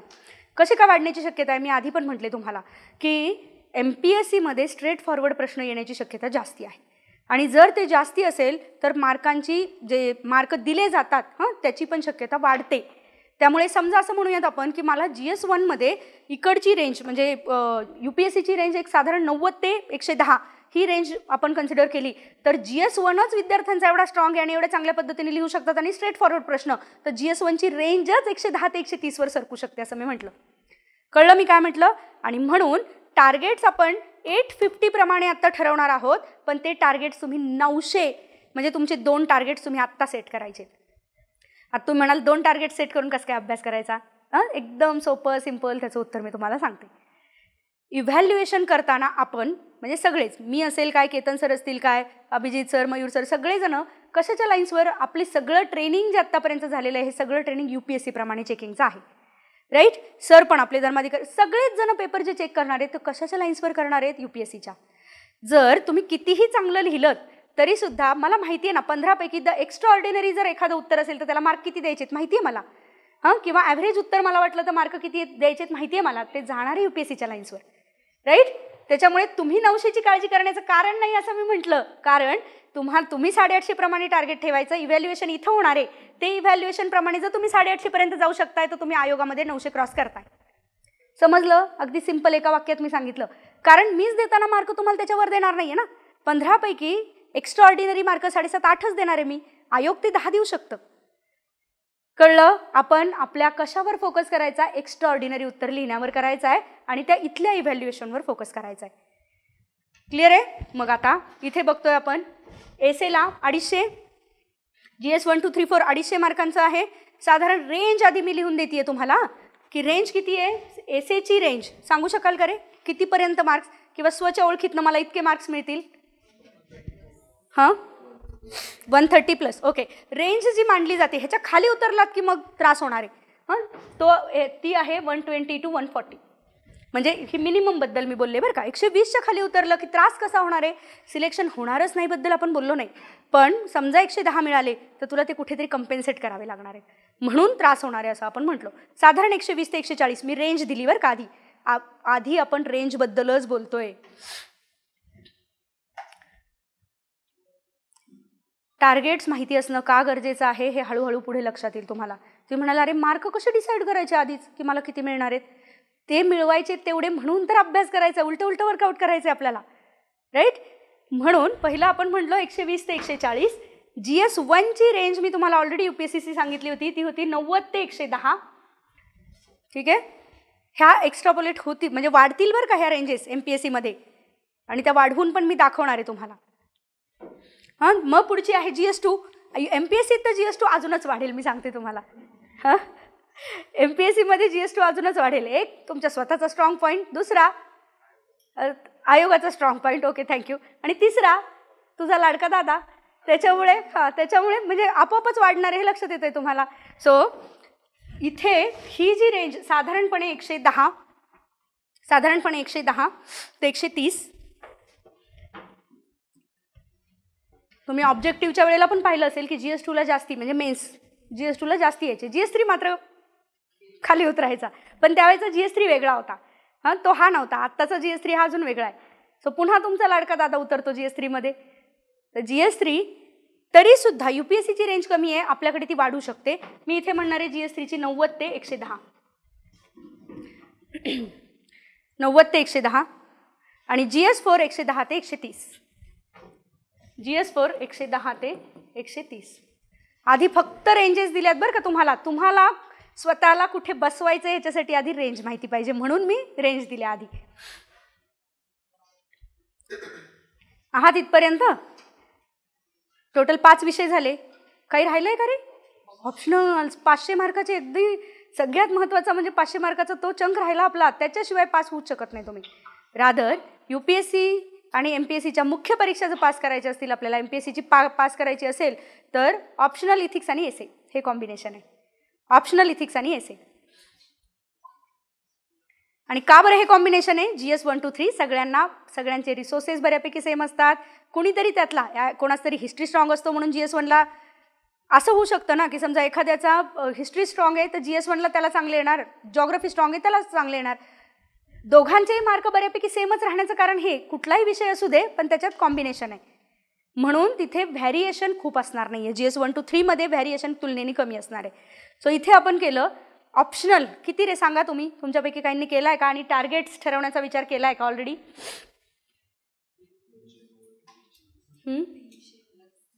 हां, 300+. ओके. हां, अँथ्रो आहे का तुझा? डॉक्टर आहेस का तू? काय तुझं ग्रॅज्युएशन सांग? ओके ठीक आहे. तुझं नाव सांग मला एकदा. मयुरी. ठीक आहे. हां, तर अँथ्रोपॉलॉजी ऑप्शनल.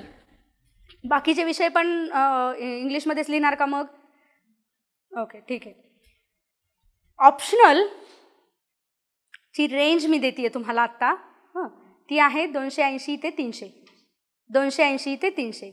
आणि मयुरीने ऑलरेडी सांगितलं की तिचं टार्गेट 300+ असू शकतं का? येस, डेफिनेटली असू शकतं. टॉपर जर चेक केले तुम्ही 300+, काही वेळेला ते कमी दिसत आहेत म्हणजे खाली ओढलेले दिसत आहेत, काही वेळेला वर गेलेले दिसत आहेत.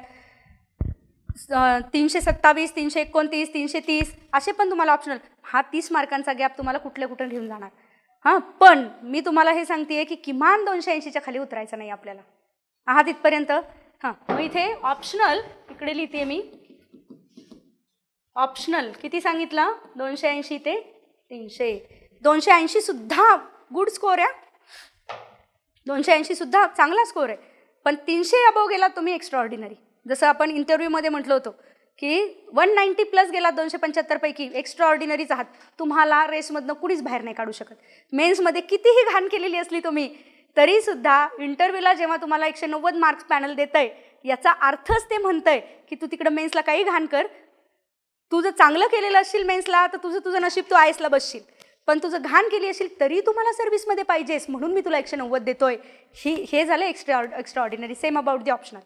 सो ऑप्शनलच्या बाबतीमध्ये जर तुझे 300+ साधारणपणे 320, 325ला गेले तर तुम्हाला बाहेर कोणी नाही काढू शकत, कारण ती मार्जिन खूप मोठी मिळाली तुम्हाला. राईट. आलात का इथपर्यंत सांगा. मग आता किती जणांनी ऑलरेडी पाहिलंय की मला फायनल टार्गेट मेन्सबद्दल, मी इंटरव्ह्यूबद्दल बोलत नाही आहे, फक्त मेन्समध्ये मला टोटल किती मार्क्स मिळाले पाहिजेत असं काही बघितलं? किती सर्वेश? ओके, हां 850. ओके, हां हा कायम 40 मार्क वर असतो. हां ठीक आहे. ॲव्हरेज, हां मी पुन्हा एकदा वाक्य बोलतीये, UPSCच्या पद्धतीने जर आपण पेपर चेकिंग कन्सिडर केलं तर ते 850 कन्सिडर करा, विथ ऑप्शनल मी सांगते. 850 मला किती मार्क्स मिळवायचे आहेत? 850 मार्क्स मिळवायचे. हां पण ते जर एक्स्ट्रापोलेट झालं किंवा ते जरा जास्ती मार्क दिले गेले MPSCमध्ये तर ते टार्गेट 900 पाहिजे. आहात सगळे? मग 900 कुठलं? तर मी आता 2 पॅकेजेस करते. 2 पॅकेजेस कुठले करूयात बघा आपण. पहिलं पॅकेज असणार आहे तुमचं, ज्याला आपण म्हणूयात इथिक्स आणि एसे. आहात करे? इथिक्स आणि एसे म्हणजे हे पॅकेज केलं पहिलं, हे प्लस हे इथिक्स आणि एसे सगळे आहात. हां का बरं हे केलं? GS 1 to 3 पैकी कुठलं ना कुठलं तरी तुमचं ग्रॅज्युएशन आहे, कुठल्या ना कुठलं तरी मध्ये तुमचा स्ट्रॉंग पॉईंट आहे आणि सगळ्याचा तुम्ही अभ्यास केला आहे प्रिलिम्सच्या वेळेला पण, म्हणून मी म्हटलं व्हेरिएशन फार नसणार आहे. हे 2 आहेत की जे एकतर GS 4 सगळ्यांना नवीन आहे आणि हा सब्जेक्ट कुणालाच नवीन माहिती नसलेला आहे, कळला, त्याचा क्रक्स कळला, लिहायचं कसं कळलं तुम्हाला, व्हॅल्यू ॲडिशन कळली तुम्हाला, तुमच्या एकूण इथिकल आयडियाज ह्या डे टू डे तुमच्या सगळ्या एक्सपिरियन्सशी जोडता आल्या तुम्हाला आणि लिहिता आल्या, तर इथिक्स कुठच्या कुठे वर जाऊ शकतो. आणि ज्यांना हे नाही जमलं ते खाली बसले, म्हणजे इथिक्स डिसाइडिंग फॅक्टर होऊ शकतो, हे लक्षात घ्या. कारण तो सगळ्यांसाठी नवीन आहे आणि तो आत्ताच्या तुमच्या मॅच्युरिटी लेवलला तुम्ही कसा इम्प्लिमेंट करताय त्याच्यावर ठरणार आहे. आणि सेम अबाउट एसे. लहानपणी आपण एसे लिहायचो किंवा 10वी 12वीपर्यंत, किंवा रादर मी म्हणते आयोगाच्या आत्तापर्यंतच्या एसे बद्दल पण मी हेच बोली ना, तोपर्यंत हे लागू होणार नाहीत असं नाही, हे पण लागू आहेतच, पण जास्ती फोकस कशावर होता? तुझं अक्षर किती मोत्यासारखं आहे, किती तू खडाखोड करत नाही आहेस, किती तू शिरोरेखा अगदी नीट द्यायच्याच आहेत. हां तर याला जास्ती महत्त्व होतं. पण याच्या सहित आता महत्त्व कशाला प्राप्त झालं आहे? तुमचं कंटेंट किती असणार आहे, कसा स्ट्रॉंग असणार आहे, कसा वाढवत नेणार आहात आणि फायनल कन्क्लुजनपर्यंत तुम्ही एसेला कसं पोहोचवणार आहात, ह्याला जास्ती महत्त्व प्राप्त झालं आणि ते 250 मार्कांपैकी आहे. सो फायनली हे एसे आणि इथिक्स हे दोन्ही मिळून आपण म्हणतोय ही पाहिजे तुमची 250 ते 255. दोन्ही मिळून इथिक्स आणि एसे दोघं मिळून जर 250 म्हणजे 500 मार्काचे पेपर आहेत, हे त्यातले 50% मिळाले पाहिजेत तुम्हाला. सो दोन्ही मिळून किती म्हटलो आपण? 250 ते 255. आता हे व्हॅरी होऊ शकतात बरं का आपापले. मग आता वरच्यात मी म्हटलं होतं 120 ते 140 आणि खालच्यात म्हटलं होतं म्हणजे GS 4मध्ये 110 ते 130, बरोबर. आणि कॉम्बिनेशन आपापलं असू शकतं. कोणाला वाटेल माझा GS 4 चांगला अभ्यास झाला आहे त्याचे वाढले, कोणाला वाटेल माझा एसे चांगला आहे, कोणाला वाटेल अरे दोन्ही खड्ड्यात गेलेत आता काय करायचं. तर काही काळजी करू नका. आत्ता येणाऱ्या म्हणजे पुढची 4-5 दिवस आपण प्रत्येक सत्र असणार आहे आपलं की ज्याच्यामध्ये how to write an excellent answer, how to write an excellent essay, निबंध उत्तम कसा लिहावा, व्हॅल्यू ॲडिशन कुठून उचलायच्यात आपल्याला, कुठले रिपोर्ट्स कोट करायचे, याच्यापासून सगळे पुढचे काही इंट्रोडक्टरी. आणि 25 तारखेपासून आपलं एसेचं मॉड्यूल सुरू होईल. एसे किंवा इथिक्स यापैकी एक मॉड्यूल तुम्हाला ज्याची गरज आहे. अजून 19 तारखेला आणि 20 तारखेला आपण भेटणार आहोत, त्यावेळेला जास्ती की तुम्हाला गरज कशाची जास्त हे बघून इथिक्स किंवा एसेचं एक मॉड्यूल तुमचं सुरू होणार आहे. झालं इथपर्यंत टार्गेट्स हे 2 कळले तुम्हाला आहात. आणि उरलेल्यातलं टार्गेट सांगा रे मग मला. GS 1 to 3 यातलं टार्गेट सांगा. GS 1 to 3 यातलं टार्गेट सांगा. बरं आता उलटं कॅल्क्युलेशनला येते बरं का मी. तुम्हाला जर फायनल पाहिजेत 850, हां मायनस करा तिकडचे. मी म्हणणारे अगदीच माझा ऑप्शनल गणला आहे म्हणजे काय करणार चांगला आहेच आहे, पण 300+ नाही जाऊ शकत. 280 वजा करा किती होत आहेत, किती पाहिजेत मार्क्स? 570, बरोबर. हे जर 570 पाहिजेत हे कुठे डिवाईड करायचे? यांच्यामध्ये डिवाईड करायचे. आणि ह्या 570 पैकी ऑलरेडी आपण एसे आणि GS 4ला म्हटलो किती किमान 250 पाहिजे, 250 to 255 एवढे. म्हणजे उरले किती? 315 ते 320. हे GS 1 to 3 मिळून पाहिजेत. 315 ते 320. किती सोपं झालं? सोपं झालं की नाही? 300 मार्क्स वरचे 15 कुठे टाकायचे मी सांगते नंतर, पण 300 मार्क्स मला पाहिजे GS 1 to 3. 100 वरचे 15 मग ते व्हॅरी होतील की GS कितीही काही केलं तरी हिस्ट्री काय घुसत नाही डोक्यामध्ये. आणि म्हणून GS 1मध्ये मी 95 बाबा त्याच्यावर नाही, तेवढं मी नक्की करतो. मग ते 5 मग ते ॲडजस्टमेंट आहे तुमची. आहात का इथपर्यंत? पुढे टार्गेट्सला जाण्यापूर्वी सुद्धा मी एक वाक्य इथं बोलू देता मला. तुम्ही इथे आलात, ऐकताय, छान. तुम्हाला आत्ता वाटतंय हो हे सगळं माहितीच आहे की मला टार्गेट सेट करायचे, सगळं माहिती आहे मला आणि समजतंय, छान वाटतंय. मला माहिती आहे की छान वाटतंय, चेहऱ्यांवरनं कळतंय तुमच्या, ऑनलाईनच्या जरी कळत नसलं तरीसुद्धा. तर हेच तुम्ही 8 दिवसांनंतर प्लॅन करायला गेलात, ह्यातल्या निम्म्या गोष्टी निसटणारेच जर तुम्ही लिहिल्या नसतील तर. आणि एकही गोष्ट आपल्या मेन्सच्या प्रिपरेशनमध्ये निसटून चालत नाही. साध्यातली साधी गोष्टसुद्धा निसटून चालत नाही. सगळ्या गोष्टी जेव्हा एकत्र जुळून येतात ना, तेव्हाच तुमचं सिलेक्शन होतं किंवा तेव्हाच हे टार्गेट्स अचीव्ह होतात. त्यामुळे एकही गोष्ट निसटून चालत नाही. आणि मी हे कायम सांगत आली आहे, जर लिहिलं नाही, आत्तासुद्धा 2 तासांनी जर मी मल्टिपल चॉईस घेतली ना तुमची, कशावर, जे वर्गात बोलले फक्त त्याच्यावर, तरीसुद्धा तुमचं 90% जास्ती उत्तरं बरोबर येणार नाहीत. याचा अर्थ तुम्ही डम आहात असं म्हणते का मी? ॲब्सोल्युटली नाही. हा मेंदूचा आपल्या किंवा रिसिव्हिंग कपॅसिटीचा हा पॅटर्नच आहे, बायोलॉजिकलीच प्रूव्हन आहे. तेवढंच लक्षात राहणार आहे आपल्या. पण तुम्ही जर लिहिलेलं असेल आणि सेम जर टेस्ट मी 8 दिवसांनी घेतली, 2 महिन्यांनी घेतली, तर तुम्ही 50%वर खाली येणार आहात. तीच मी 6 महिन्यांनी जेव्हा पेपर द्यायचे तुम्हाला तेव्हा घेतली, सेम लिहिलेलं नसेल आणि घेतली की कशावर ठरवलं तुम्ही किंवा कशानुसार, रोहिणी मॅडम काय बोलल्या होत्या तेव्हा, ह्याच्यावर जर टेस्ट घेतली तर तुमचं 30%वर येणार आहे. ते 30% तुमचा कॉमन सेन्स असणार आहे. रोहिणी मॅडम काय बोलल्या ह्याच्याशी काही संबंध नाही आहे. कळलं मी काय म्हटले? जर हेच आहे तर हे 2 तास व्हायला कशाला घालवताय? हे मी कायम सांगत आली आहे. जा, मस्त मजा करा, रविवारे मूवी पहा, नाटकाला जा, आवडत्या व्यक्तींबरोबर फिरायला जा, 2 तास व्हायला नका घालू. इथे लिहायचं आहे. हे मी पुन्हा me this is not about this lecture, हे कुठल्याही सत्राबद्दल मी तुम्हाला सांगते बरं का, कुठल्याही सत्राबद्दल. जस्ट पुढे जाण्यापूर्वी जो थेट अभ्यासाचा विषय आहे ना, त्याचंच इथे 1-2घांना हे रिपिटेशन असू शकतं, पण तरी मला सांगू देता. धर्माधिकारी सरांच्या सत्राला खूप धमाल चालते आणि खूप किस्से गोष्टी वगैरे सांगितल्या जातात, खूप जास्ती. तर त्या सत्रांमध्ये विद्यार्थ्यांना असं वाटतं अरे गोष्टच सांगितली जाते ना, असे हाताची घडी घालून बसलेले असतात, गोष्टच सांगितली जाते ना. तर 2016 मधलं आमचं जेव्हा सिलेक्शन होतं, त्या पेपरला, मराठीच्या पेपरला निबंध आलेला होता, भाषेचं व्याकरण हेच भाषेचं चारित्र्य. बघा मी काय सांगतेय, भाषेचं व्याकरण हेच भाषेचं चारित्र्य. आता मी तुम्हाला UPSCचे पेपर जाऊन चेक करा म्हणणारे, काय भयानक पद्धतीचे मेसेज येताना दिसत आहेत. ते एसे ऑलमोस्ट फिलॉसॉफिकल सगळे लाईन्सवर जाणारे लिहायचे असतील तर तुम्हाला अशी विचारांची एकतर काय वेगवेगळे अँगल्स माहिती असावे लागतात, तुम्हाला वेगवेगळे किस्से गोष्टी माहिती असाव्या लागतात की ज्याच्यातनं ते फुलवत नेता येऊ शकतं. निबंधासाठी व्हॅल्यू ॲडिशन 100% बरोबर आहे आणि एसेला सोबत घेतल्याशिवाय सिलेक्ट होऊ शकत नाही. मी सांगते पुन्हा. किस्सा का सांगते? अभ्यासाचाच आहे, महत्त्वाचा आहे. आपल्या पॅटर्नमध्ये बदल करावा लागणार आहे, अभ्यासाच्या पद्धतीत, थिंकिंगमध्ये, म्हणून हा सांगते. ज्या वर्षी हा निबंध आला त्या वर्षी अनेकांनी हा मिसइंटरप्रिट केला. फोकस जर निबंधाचा चुकला ना, मार्क ड्रास्टिकली खाली येणार आत्ता इथून पुढच्या ह्याच्यामध्ये. तेव्हा ते येतच होते, आत्ता पण येणार. मिसइंटरप्रिट काय केला? मराठी भाषा, मराठी भाषेचा अभिजात दर्जा आणि असं लिहिलं. पण निबंध हा नव्हता. निबंध काय होता? भाषेचं व्याकरण हेच भाषेचं चारित्र्य. मग it is about Marathi, Sanskrit, English सगळ्यांच्याच बाबतीमध्ये हे खरं आहे. सांगा रे काय लिहाल तुम्ही? आत्ता पण माइंड मॅप करायला जा, 4 पॉईंटपेक्षा जास्ती सुचणार नाहीत तुम्हाला. कळलं मी काय म्हटले? ओके. आणि या वर्षी ज्यांनी निबंध चांगला लिहिला, ज्यांना सब्जेक्टिव्हमध्ये ते सगळे सिलेक्ट झाले. आणि तुला आता हे लक्षात येत असेल मी काय बोलतेय ते, कारण ह्या वर्षीच्या ह्याच्यात पण सब्जेक्टिव्ह आणि याच्यामध्ये राडेत. सब्जेक्टिव्हमध्ये ज्यांना जास्ती, म्हणजेच आत्ताच्या आपल्या पॅटर्नप्रमाणे एसेमध्ये ज्यांना जास्ती चांगले किंवा इथिक्समध्ये जास्ती चांगले ते सिलेक्ट झाले. मग त्याच्यासाठी व्हॅल्यू ॲडिशन लागणार, राईट? त्या वर्षीचा चाणक्यच्या विद्यार्थ्यांचा एसे, मी माझा नवरा दोघंही सिलेक्ट झालो त्या वर्षी. एसे काय लिहिलेला आहे? सुरुवात आहे एसेची. सरांनी किस्सा सांगितला होता वर्गामध्ये. किस्सा होता प्र के अत्रे. किती लोकांना माहिती आहेत? प्रल्हाद केशव अत्रे. ते एकदा त्यांच्या मित्राच्या घरी गेले. मित्र घरी नव्हता, मित्राच्या बायकोला म्हटले की मी तुझा नवरा, तू माझी बायको, आपण फिरायला जाऊ. ती प्रचंड चिडली की तुम्ही हे काय बोलताय आणि हाकलून दिलं. नवरा घरी आला, तिने सांगितलं की अरे ते तुझे मित्र आले होते आणि ते असं बोलले. ते म्हणले थांब मी जाऊन बघतो.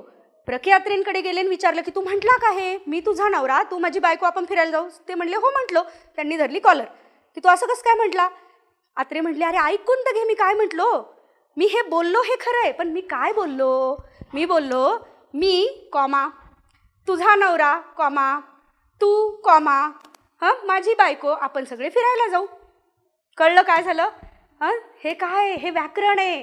सो भाषेचं व्याकरण हे भाषेचं चारित्र्य. कळलं का तुम्हाला? अर्थाचे अनर्थ होताना दिसणार आहे तुम्हाला. मला सांगा, या निबंधाला ह्याच्यापेक्षा द परफेक्ट स्टार्ट काय असू शकतो सांगा तुम्हाला. मी जे पुन्हा पुन्हा हे तुम्हाला सांगते ना की व्हॅल्यू ॲडिशन. बरं, हे सगळं वाचायला एवढा आहे का वेळ आपल्या हाताशी? बरं, लहानपणीपासून वाचलं असेल एखाद्याने तर गोष्ट वेगळी. मला नाही वाटत सरांनी इतकं तुम्ही वाचलेलं असेल म्हणून आहे. सो हे एक्सपिरियन्सेस मॅटर करणार आहेत आपल्याला. आणि असा दुसरा पण मला सांगू देत जाता जाता, हा जो मी सांगितला, ह्यानी सुरुवात केली आणि मग तो चढवत नेला, त्यांना मार्क जबरदस्त. मग हे एसेत होणार आहे आपल्या. सो एसे, पुन्हा एसेचं मॉड्यूलच आपण घेणार आहोत आणि असे सगळे किस्स्यांसहित हे जे मी फटका तुम्हाला सांगितलं ह्याच्यासहित सगळ्या गोष्टी तुम्हाला व्हॅल्यू ॲडिशन देणार आहोत. हा झाला एक. असा दुसरा मी पुन्हा जे सांगते इंटरव्ह्यूचा किस्सा आहे, पण तो लागू आपल्या पुन्हा मेन्सला होतो. इंटरव्ह्यूमध्ये क्राऊड मॅनेजमेंट, आपले गणपतीला जातात ना पोरं, तर हे आपल्या सगळ्या विद्यार्थ्यांनी गणपतीच्या कामाचं डॅफमध्ये, डिटेल ॲप्लिकेशन फॉर्ममध्ये भरलेलं असतं. इंटरव्ह्यू पॅनलवरती राहून हा प्रश्न कारण दिसतं ना वेगळं काहीतरी, crowd management with Maharashtra police. So हा तर किस्सा माझ्या सख्ख्या छोट्या भावाचा आहे. 5 वर्ष लहान माझा आता भारताच्या वित्त आयोग फायनान्स कमिशनमध्ये काम करतोय डेप्युटेशनवर. रोहित प्रश्न विचारला की क्राऊड मॅनेजमेंट, तर भारताचे क्राऊड मॅनेजमेंटचे रूल्स तू वाचलेत का आणि तुला सांगता येतील का? तर आता त्यांनी सांगताना की क्राऊड मॅनेजमेंटचे रूल कोणी वाचलेले असतात, तुम्ही तरी इथिक्स लिहिताना कुठं वाचणार आहात, डिटेल कुणीच वाचणार नाही आहे. सो त्यांनी सांगताना की सर मी वाचले नाहीत पण सांगता येतील, हे पुढचं त्याला बोलूच दिलं नाही. आता हे इंटरव्ह्यूच्या प्रिपरेशनमध्ये इथे घुसायला नको आपण, की उलटं बोलायला पाहिजे की सर मी सांगू शकतो पण मी वाचलेले नाही, तर ते बोलू देतात तुम्हाला. म्हणजे सकारात्मक सुरुवात पाहिजे दरवेळेला, नकारात्मक सुरुवात नाही पाहिजे. पण त्याच्या नशिबाने ज्या पॅनलवर बसलेल्या स्मिता नागराज मॅडम, त्यांना हे लक्षातच आलं. शेजारचे IPS त्यांनी सुरू केलं, क्राऊड मॅनेजमेंटचा पहिला रूल हा, दुसरा रूल, स्टेप्स ह्या, तिसरी ही, चौथी ही. मॅडमला लक्षात आलं की ह्याला काहीतरी बोलायचं आहे, चेहऱ्यावर जाणवते की काहीतरी. सर म्हटल्या सर 2 मिनटं थांबा, ह्याला सांगायचं आहे काहीतरी. समोर पेपर ठेवलेला असतो UPSCच्या ह्याच्यामध्ये, तो म्हटला की जास्ती स्टेप्स मी लिहिल्या तर चालतील का, आणि लिहून दिल्या स्टेप्स त्यांनी. तर मॅडमने असा हाताशी पेपर घेतला आणि हसल्यान म्हटल्या, त्यांच्याकडे IPS सरांकडे बघून हसल्यान म्हटल्या तुमच्यापेक्षा 2 जास्तीच लिहिल्यात म्हणे. आणि सो दिस इज, तुम्हाला लक्षात येतं आहे की एक टर्न आउट कसं झालं, एक फॉर्मल आणि इंटेन्स प्रेशरची कंडिशन स्माईल कंडिशनमध्ये टर्न आउट झाली, इन्फॉर्मलमध्ये टर्न आउट झाली. तुम्हाला आता लक्षात येईल मी काय सांगते. हे जे लिहिले हे वाचले नव्हते, कुठून आले रे? स्वप्न पडलं होतं का रोहितला? कुठून आले हे एक्सपिरियन्स? म्हणजे हा एक्सपिरियन्स स्वतःचा नाही आहे, हा एक्सपिरियन्स आहे सरांनी जे वर्गामध्ये इथिक्सच्या पेपरला सांगितलेले, इथिक्सच्या वेळेला शिकवलेलं, की त्याला नावच आहे ग्रेडेड यूज ऑफ व्हायलन्स, ह्या नावानीच. आणि हे नाव तर कुठंच तुम्हाला ऐकायला मिळणार नाही, ग्रेडेड यूज ऑफ व्हायलन्स.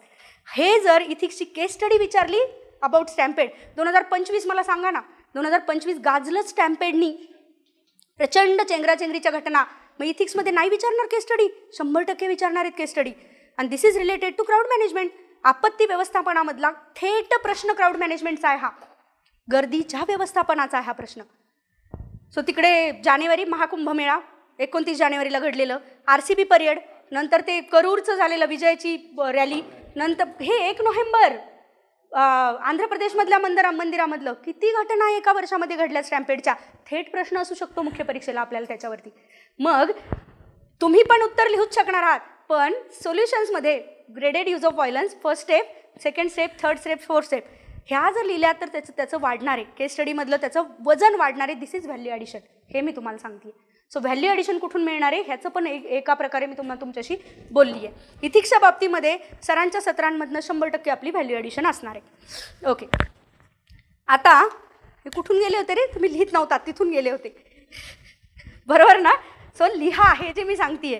आणि आम्ही का लिहू शकलो होतो? कारण आमच्या बॅचेसच्या वेळेला सर काही पण बोलू द्या असं लिहून काढायचो आम्ही, आणि मग तेच तर उतरतं, लिहिलं तर ते उतरतं. सो मनामध्ये डबल रिव्हिजन होते त्याची. ओके, सो झालंय का? टार्गेट्सला आलात तुम्ही. आणि फायनली आपण म्हणलो 280 to 300, आणि इथे आपण म्हणलो 570 टू ॲक्च्युली 550 to 570 इथपर्यंत आलात तुम्ही. आणि सगळं झालं 850. आता मी तुम्हाला तुमचा होमवर्क देणार आहे सगळ्यांना, की आपापले टाकायचे. आता आहात सगळेजण? हे सगळं आपण, शीतलताई कुठून क्लिअर करू सांगा?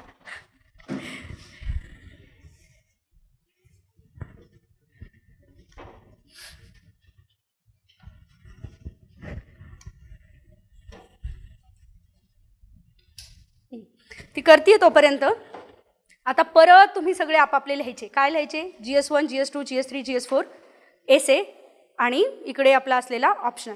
मग आता प्रत्येकाचा ऑप्शनल खरंच किती प्रिपेअर झाला याच्यानुसार मी म्हणणार आहे तो 280च्या ऐवजी काहींचं असेल की नाहीच तुम्ही काही करा मी 250 मी मिळवतो. हां, पण मग तुला तिकडे वाढवायला लागतील तुझं टार्गेट. तुम्ही काही गणितं करा रे, काही घेणं देणं नाही आम्हाला. काय पाहिजे आम्हाला? पाहिजे 850 मार्क्स पाहिजे. ते गणितं मग तुमची जुळवायची तुम्ही. 850च्या खाली उतरायचं नाही. हां, तुम्ही म्हणाल शक्ती दुबे तर कमी होती की यावर्षी, मग आम्हाला तिथपर्यंत चालेल. नाही चालणार, कारण ते व्हॅरिड म्हणजे आपण करताना तो 850 म्हटलोय आणि ह्या वर्षी तो वाढू पण शकतो. MPSCच्या अँगलने मी तुम्हाला ऑलरेडी सांगितलं. आला आहेत का इथपर्यंत सगळे? आता ह्या सगळ्यामध्ये मी म्हणणार आहे सगळ्यामध्ये 2 पॅकेजेस करू आपण. एक पॅकेज ज्याला आपण म्हणतोय इथिक्स, एसे आणि ऑप्शनल. आहात सगळेजण? एक पॅकेज काय म्हटलं ऑलरेडी केलं होतं. ऑप्शनल बाजूला ठेवून आपण काय केलं होतं? इथिक्स, एसे आणि GS1 to 3. इथिक्स एसे 250 ते 255 म्हटलं होतं आणि GS1 to 3 315 ते 320 म्हटलं होतं. ठीक आहे, त्याच्या डिटेलिंगमध्ये जायची गरज नाही ना, तुम्ही कराल आपापलं. GS1 मध्ये कुणाला किती मार्क्स आणि रेंजेसप्रमाणे तुम्ही तुमचे ठरवणार आहात टार्गेट. ते आत्ता एक ठरवायचे, पुढे अभ्यासाला लागाल तसे ते व्हॅरी पण होऊ शकतात. म्हणजे कंटिन्युअसली रिव्हिजन लागणार आहे तुम्हाला टार्गेटशी.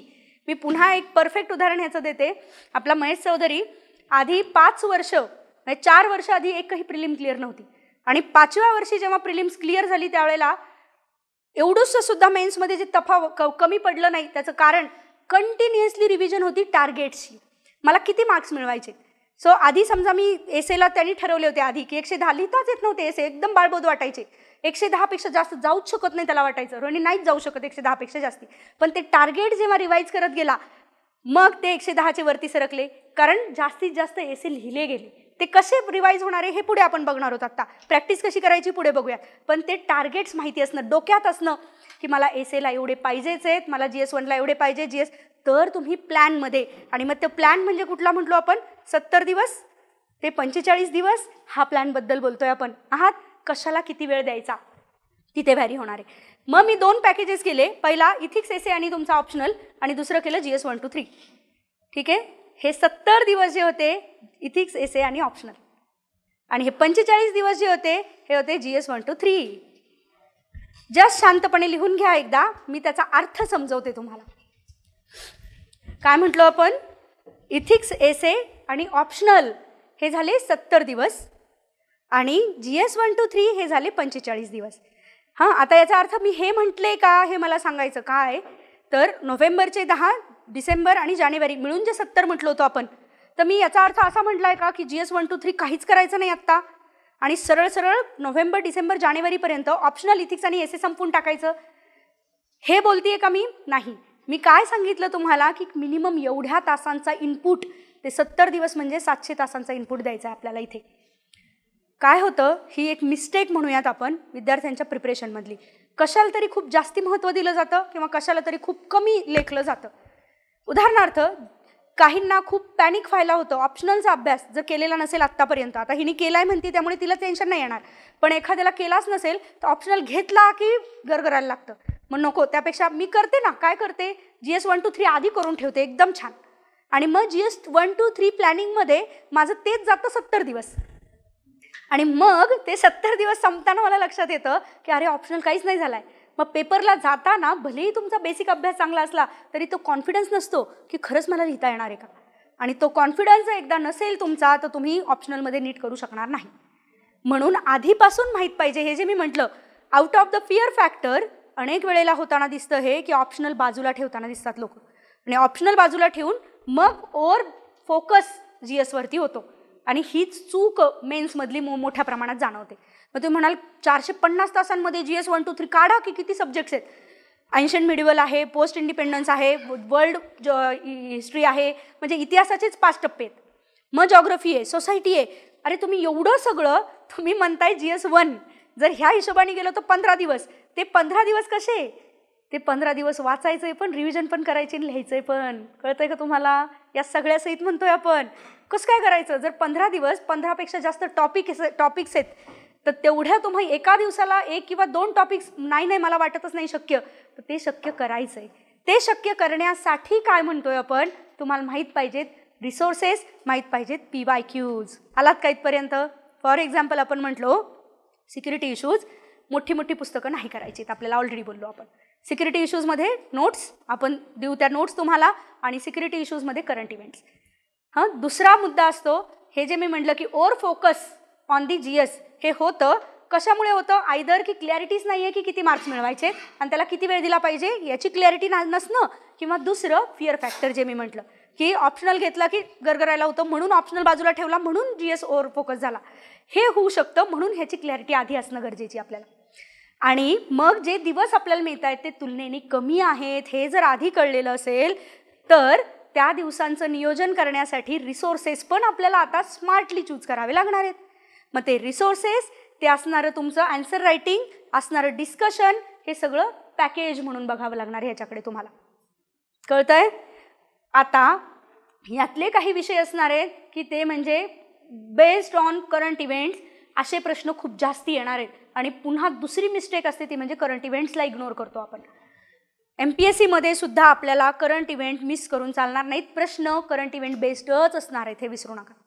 फॉर एक्झाम्पल आता वादळांवरती 2 प्रश्न आली MPSCच्या प्रिलिम्समध्ये सुद्धा. वादळांवरती तुम्ही म्हणाल ती तर सगळी याच्यात नव्हती, त्याच्यात कुठं विचारली आलेली वादळं कुठली होती हे नाही विचारलं. प्रश्न काय होती, सगळी कन्सेप्च्युअलवरती होती, बरोबर की नाही? मग काहीच काही सांगताय असं तुम्ही मला म्हणाल. का विचारलं आयोगाने, का विचारलं की सगळे 2 प्रश्न वादळांवरती का आली? कारण त्यांना माहिती आहे की तुमच्या आयुष्यात वादळं महत्त्वाची आहेत. ठीक आहे, तर वादळं महत्त्वाची आहेत म्हणजे ह्या वर्षी वाढलंय, ते प्रमाण वाढलंय, वेगवेगळ्या संकल्पना वाढल्यात. करंट अफेअर्समध्ये कितीतरी वेळेला वादळांवरती विचारलं गेलंय. सो 2 प्रश्न थेट आपल्याला दिसत आहेत. सेम तिथे होणार आहे. मग वादळांचं डायरेक्टली की वादळांच्या निर्मितीवरती प्रश्न असू शकतो. बे ऑफ बेंगॉल आणि अरेबियन सीमध्ये फरक आहे की बे ऑफ बेंगॉलमध्ये जास्ती वादळं येतात आणि अरेबियन सीमध्ये कमी येतात का, इतका सिंपल प्रश्न असू शकतो. उलटाही असू शकतो की इतके दिवस म्हटलं जात होतं बे ऑफ बेंगॉल आणि अरेबियन सीमध्ये तुलनेने कमी वादळ असतात, पण त्याची फ्रिक्वेन्सी आता दिवसेंदिवस वाढतीये का, हाही प्रश्न असू शकतो. सो प्रश्नांची लेवल वेगवेगळी असेल पण टॉपिक मात्र तो कशावरनं आला, current event. So current event ignore करून नाही चालणार. आपल्या याच्यामध्ये आपण रेग्युलरली करंट इव्हेंटसुद्धा घेणारच आहोत. आता जर तुमचं इथपर्यंत सेट झालं असेल टार्गेट्स आणि दिवस, तर इथे काही शंका आहेत का मला सांगा, नाही तर मी अगदी थोडं अजून तुम्हाला उलगडून ते सांगणार आहे. हां बोल, मी तुझं नाव परत विसरले. जान्हवी. हां जान्हवी.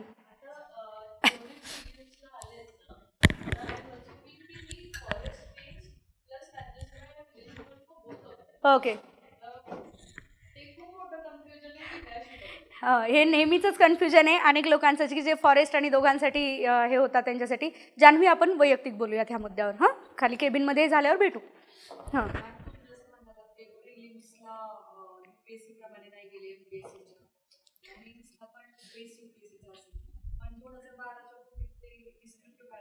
होताच. हां आहे ना, आहेत. त्यापूर्वी 2012 पर्यंतच्या मेन्स सगळ्या आयोगाच्या डिस्क्रिप्टिव्हच झाल्या. मी जेव्हा तुम्हाला हे म्हणते ना त्याचा तोच बेस आहे, हे लक्षात घ्या. UPSCचा आत्ताचा बेस, कारण सिलेबस सेम आहे, word to word syllabus same आहे म्हणून हा झाला पहिला. पण आत्तापर्यंत आयोगाने कसे प्रश्न काढले होते रे हे जर बघायला गेला 2012 पूर्वी, तर ते प्रश्न थेट दिसत आहेत. हे जे वादळांचं मी तुला म्हटले प्रश्न कसा आहे त्याच्यामध्ये की वादळांची निर्मिती होण्यासाठीची कारणं सांगा. हां आणि मग पुढचा प्रश्न म्हणजे जे मोठे प्रश्न विचारले त्याच्यामध्ये वादळांच्या निर्मिती होण्यासाठीची कारणं सांगा किंवा कंडिशन्स सांगा, आणि मग की आत्ता अरेबियन सीमध्ये जास्ती वादळं का निर्माण होत आहेत. UPSCमध्ये इतका स्ट्रेट प्रश्न नाही येणार. UPSCमध्ये ह्याला थोडं जास्त घुमून फिरून क्रिटिकल ॲनालिसिस आणि विचारलं जाईल. हा प्रश्न आयोगाचा आहे. सो तुला जे दिसेल टॉपिक करंट इव्हेंट हे आयोगाकडनं घेतलं जाईल, पण त्याचा जो आणि PYQs वर सुद्धा असणार आहेत बरं काय, लक्षात घ्या. म्हणजे मागचे आधीचे येऊन गेलेले PYQ हा सुद्धा बेस असणार आहे प्रश्न विचारण्याचा, पण तो जशाला तसा उचलला जाणार नाही. काही ठिकाणी एवढंही करू शकतात, आयोगाचं काय भरोसा नाही की जशाला तसे सुद्धा प्रश्न उचलले हे पण होऊ शकतं, पण मला ती शक्यता कमी वाटते. सो स्ट्रेट फॉरवर्ड जाण्याची शक्यता जरा जास्ती आहे. त्यामुळे काळजी करू नका, खूप जास्त ॲनालिसिसमध्ये किंवा असं जाण्याची गरज नाही. आपण जेव्हा उत्तर लिहायला सुरुवात करू ना तेव्हा जास्ती कळेल.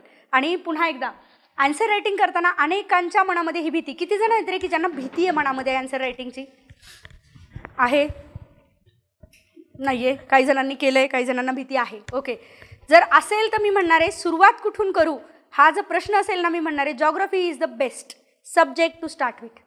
आणि का बरं जॉग्रफी हा बेस्ट सब्जेक्ट आहे? मी शिकवते म्हणून नाही. कशामुळे? जॉग्रफी मी शिकवत नसते तरी तेच सांगितलं असतं तुम्हाला. का? कारण जॉग्रफीमध्ये हा जो तुम्हाला पडतो ना प्रश्न की सगळ्यात चांगली सुरुवात कशी करू, हा प्रश्नच जॉग्रफीमध्ये नाही आहे. तुम्हाला विचारलं आहे काय, थेट त्याचं तुम्ही काय डेफिनेशन लिहा आणि सुरुवात करा.